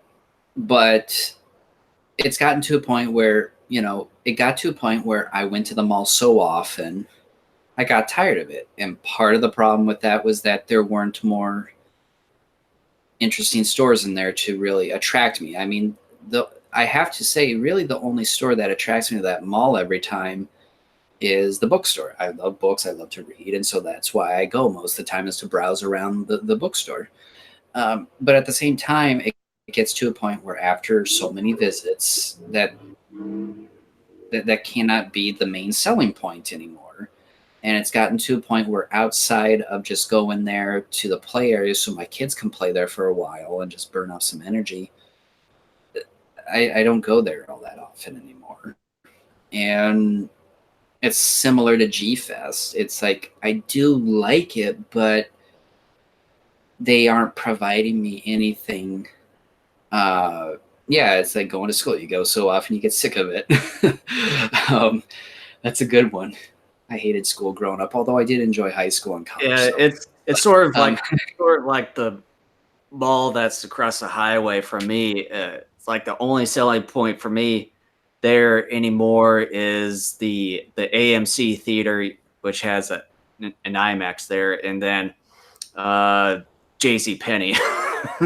Those are basically the only selling points there. And then was it late last year they added like this sort of pretty cool looking Revolution food hall, and then I noticed here just yesterday it just closed up after like several months of them investing like what used to have been Borders there, but then now it's just all closed. I was like, well, that was sort of a waste of money and time put in that right. space. And again, it all goes back to my point of, yes, when you visit someplace often enough, it gets a little tiring. But at the same time, though, too, the place, especially with something like GFest or a mall or whatever, there needs to be something there of interest to keep bringing you back. And GFest for a while was able to do that. But not anymore. And I hate to say that because I understand there are a lot of people who work hard to put that together each and every year. But again, it's just like the overall content and just the overall format hasn't changed. And it hasn't changed really since we've been going. And I'm sure it probably was the same for numerous years before we even started going. But it just, something needs to change. And I know they pride themselves, like I said, on being family friendly and looking at it as a convention put on by G fans for G fans, which is great. Again, I'm glad it's not corporate run. But at the same time, though, too, they're always like, well, it's family and all that. It's like, okay, yeah, I get it, but that's getting a little schmaltzy now. I get it. That's great and all that, but show me something a little different. Let's do something a little bit different. Because the only things that change every year are the contents of the panels, maybe some of the costumes in the costume parade, and the movies shown at the Pickwick. And that, at this point, is not enough to sell me anymore. It's like, what can you do differently? And I really hope someone who's connected with the convention in some way, shape, or form hears this and tries to take that to heart. Again, I'm not trying to say your convention is bad. It's not. Nor boring. But it does need to try to do something different every year. And it just, and again, I don't know what that is, but just know. take notes from other people who have gone to conventions, or go to other conventions yourself and take notes and try to maybe figure something out that way. I know we were sort of hoping that would be the case because I know we talked about it for GFEST 25, but like what we said, that was probably one of the weirdest and oddest GFests that they had because they didn't really celebrate their 25th anniversary, which is like a huge deal at that point. Silver anniversary. Yeah, it's a silver anniversary. And like what we said too was at the pre-show for this GFest was that they at least celebrated the 20th anniversary with cake, but they did a better job celebrating 20 years than they did 25. Yeah, which was fairly odd. And as well, it was the 50th anniversary of Destroy All Monsters that same year too. And it was just one of the strangest and oddest G-Fest where they didn't really do much of anything, including celebrating their like the milestone of the silver anniversary that they had. Yeah, I mean, it was weird. I really don't know what else to say about that, but yeah, I mean, they just, again, I know we've been on repeat for 20 minutes or however long we've been talking about it, but they need to try to do something different. Yeah, I completely And agree with you, Godzilla Productions. Yeah, 25 needed to do a big celebration, but they just completely ignored it.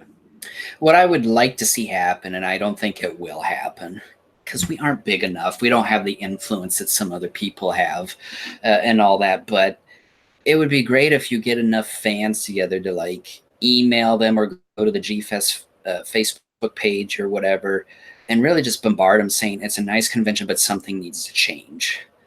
Like try to do something. It doesn't have to be everything. Like not everything has to change, but like at least do one different thing, like one decent sized thing every year. Mhm. And and people can give ideas and all that. And that's kind of I would love to see that happen, but it's not going to happen. I have no faith that anything's going to change anytime soon. I hope I'm wrong, but um, it's not looking like that's going to happen. But with all that being said, again, GFest 26, though I did enjoy it. Fun. It Let's was talk about it was a typical middle of the road G Fest, like I thought it was going to be. yeah. So let's talk about what we could do for our next episode. Which, let's see, what is today? The 20th, which will be Which, by the August way, 3rd. is today, 50 years ago, the Apollo 11 moon landing happened. Maybe we should do Independence Day. Even though that's sort of unrelated. Well, they had a man on the moon thing to start the movie off.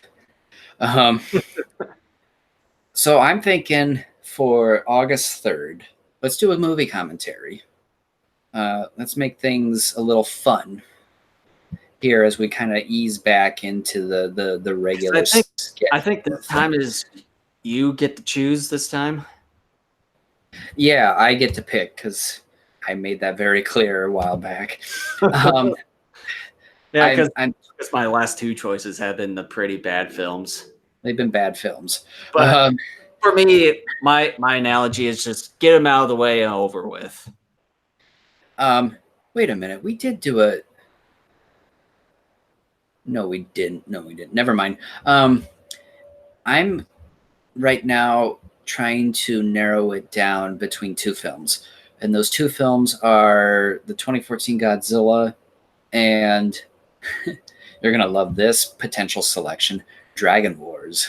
Oh boy. I'm thinking, how much, do we want to have something that's produced well and entertaining, or do we want something that's so bad it's going to make you laugh and pee yourself, type of fun? So, for Dragon Wars, I still have yet to get that.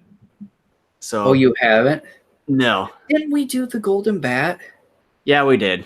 I was gonna say, I don't know why I didn't delete it off the list here. Speaking of Dragon Wars, I think I was planning on getting that at GFEST, but I totally forgot to do that now that I think about it. Well, I forgot to warn you about buying certain movies, and I just totally forgot. I was like, oh, aren't you supposed to like buy something here? I don't know what it is, but you're supposed to buy something. But at least I'll probably get it cheaper at Amazon. That'll be one thing.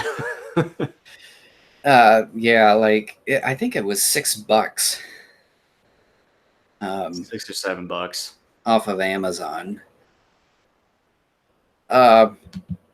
If we were to do it, would you be able to buy it by then? Yeah, I should be able to. Okay. If I do, it'll probably be Monday. That's fine. I mean, as long as you get it by the 3rd and are able to watch it that evening. Yeah, because I mean, I got Amazon Prime, so I can get it with. Now I'm actually thinking about adding Pacific Rim Uprising to that potential list. And I don't either. I really like that. I really like. I mean, it's not the greatest movie ever put, but it's incredibly entertaining. Yeah. So bad you want to hear. I have to admit, we have more fun with the bad movies. Oh. Yeah. Because I know we've already done Gamera Super Monster, and that was way before we started the YouTube live podcast shows and everything. But you also had the Rebirth of Mothra trilogy as well. Strangely, you said that before I came home or before we left the hotel, I was seriously thinking about watching that as soon as I got home. The whole Rebirth of Mothra trilogy. Why would you torture yourself like that? I don't know. For some reason, my brain thought it just felt really good to watch something like that. Do you have Monster X Strikes Back? No, I don't. I thought you did. Oh, we haven't done Death Kappa. I know I think we at least reviewed that movie. We reviewed it, yes. Yeah. But I know we haven't done. Just trying to talk about it in a regular discussion was bad enough. I mean, it made my brain hurt. It seemed pretty good at first in the first half, but then the second half just felt like it was just totally unrelated with the movie. You still need to see Rebirth of Mothra 3.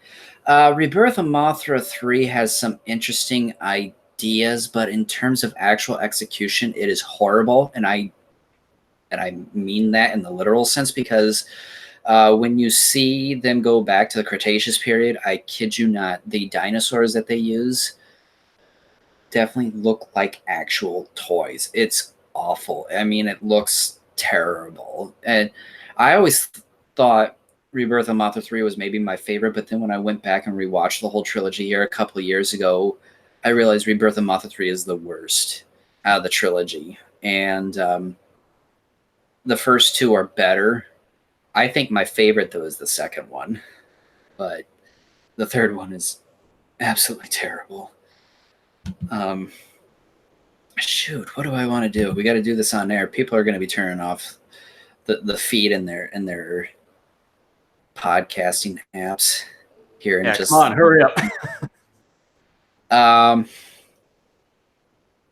You know what?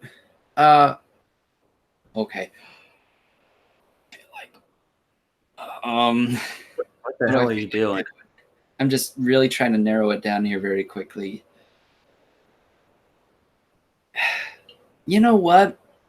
I've been wanting to rewatch this movie ever since King of the Monsters came out. Let's do 2014. Alrighty. Because I've been meaning to. Rebirth of Mothra 3 is, from a production standpoint, really bad. Yeah, I would say the visual effects of that entire trilogy, I would say, didn't age well. Well, no, and part of it was because smaller budget, and Koichi Kawakita. Yeah. I don't think he did the effects for the third one. I'll have to double check that. But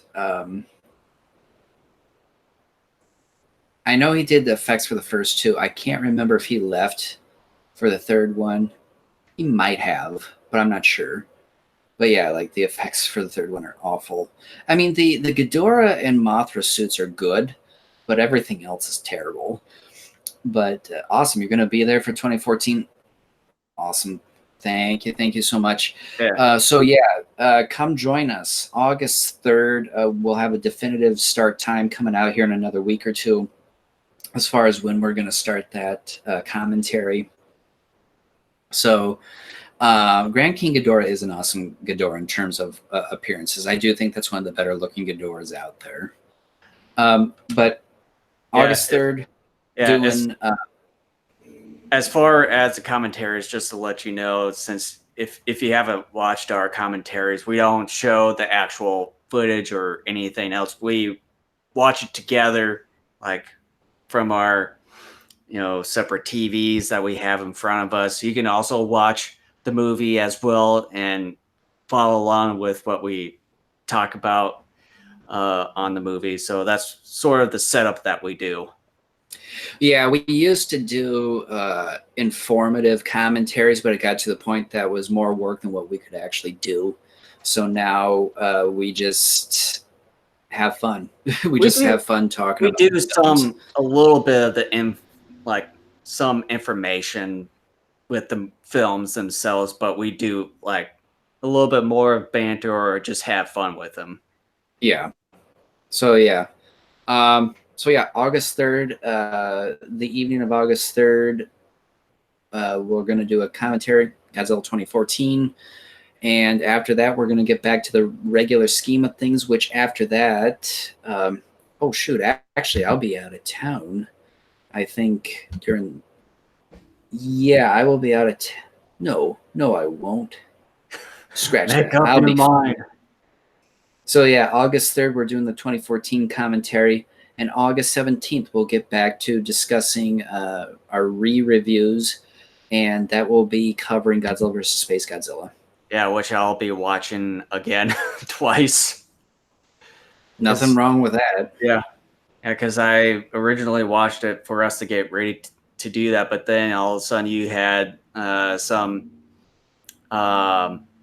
things going on your end, so then we just delayed that or postponed that for a bit. Yeah, it's not the strongest entry in the Heisei. It's better than people give it credit for. We need to start a thing like people have been doing for Godzilla's Revenge, that Godzilla vs. Space Godzilla is a misunderstood film. Or Godzilla Raids Again. There will be this new wave of support for it. Like I said, do Godzilla Raids Again. Well, yeah. Well, we already did Raids Again with the commentary. Yeah. But with that, this is basically Greg, Godzilla Productions TV, for getting involved with the chat. Again, anybody come to the live YouTube chats. We always post the links and all that stuff to our Facebook page, so you can save the date and all that stuff.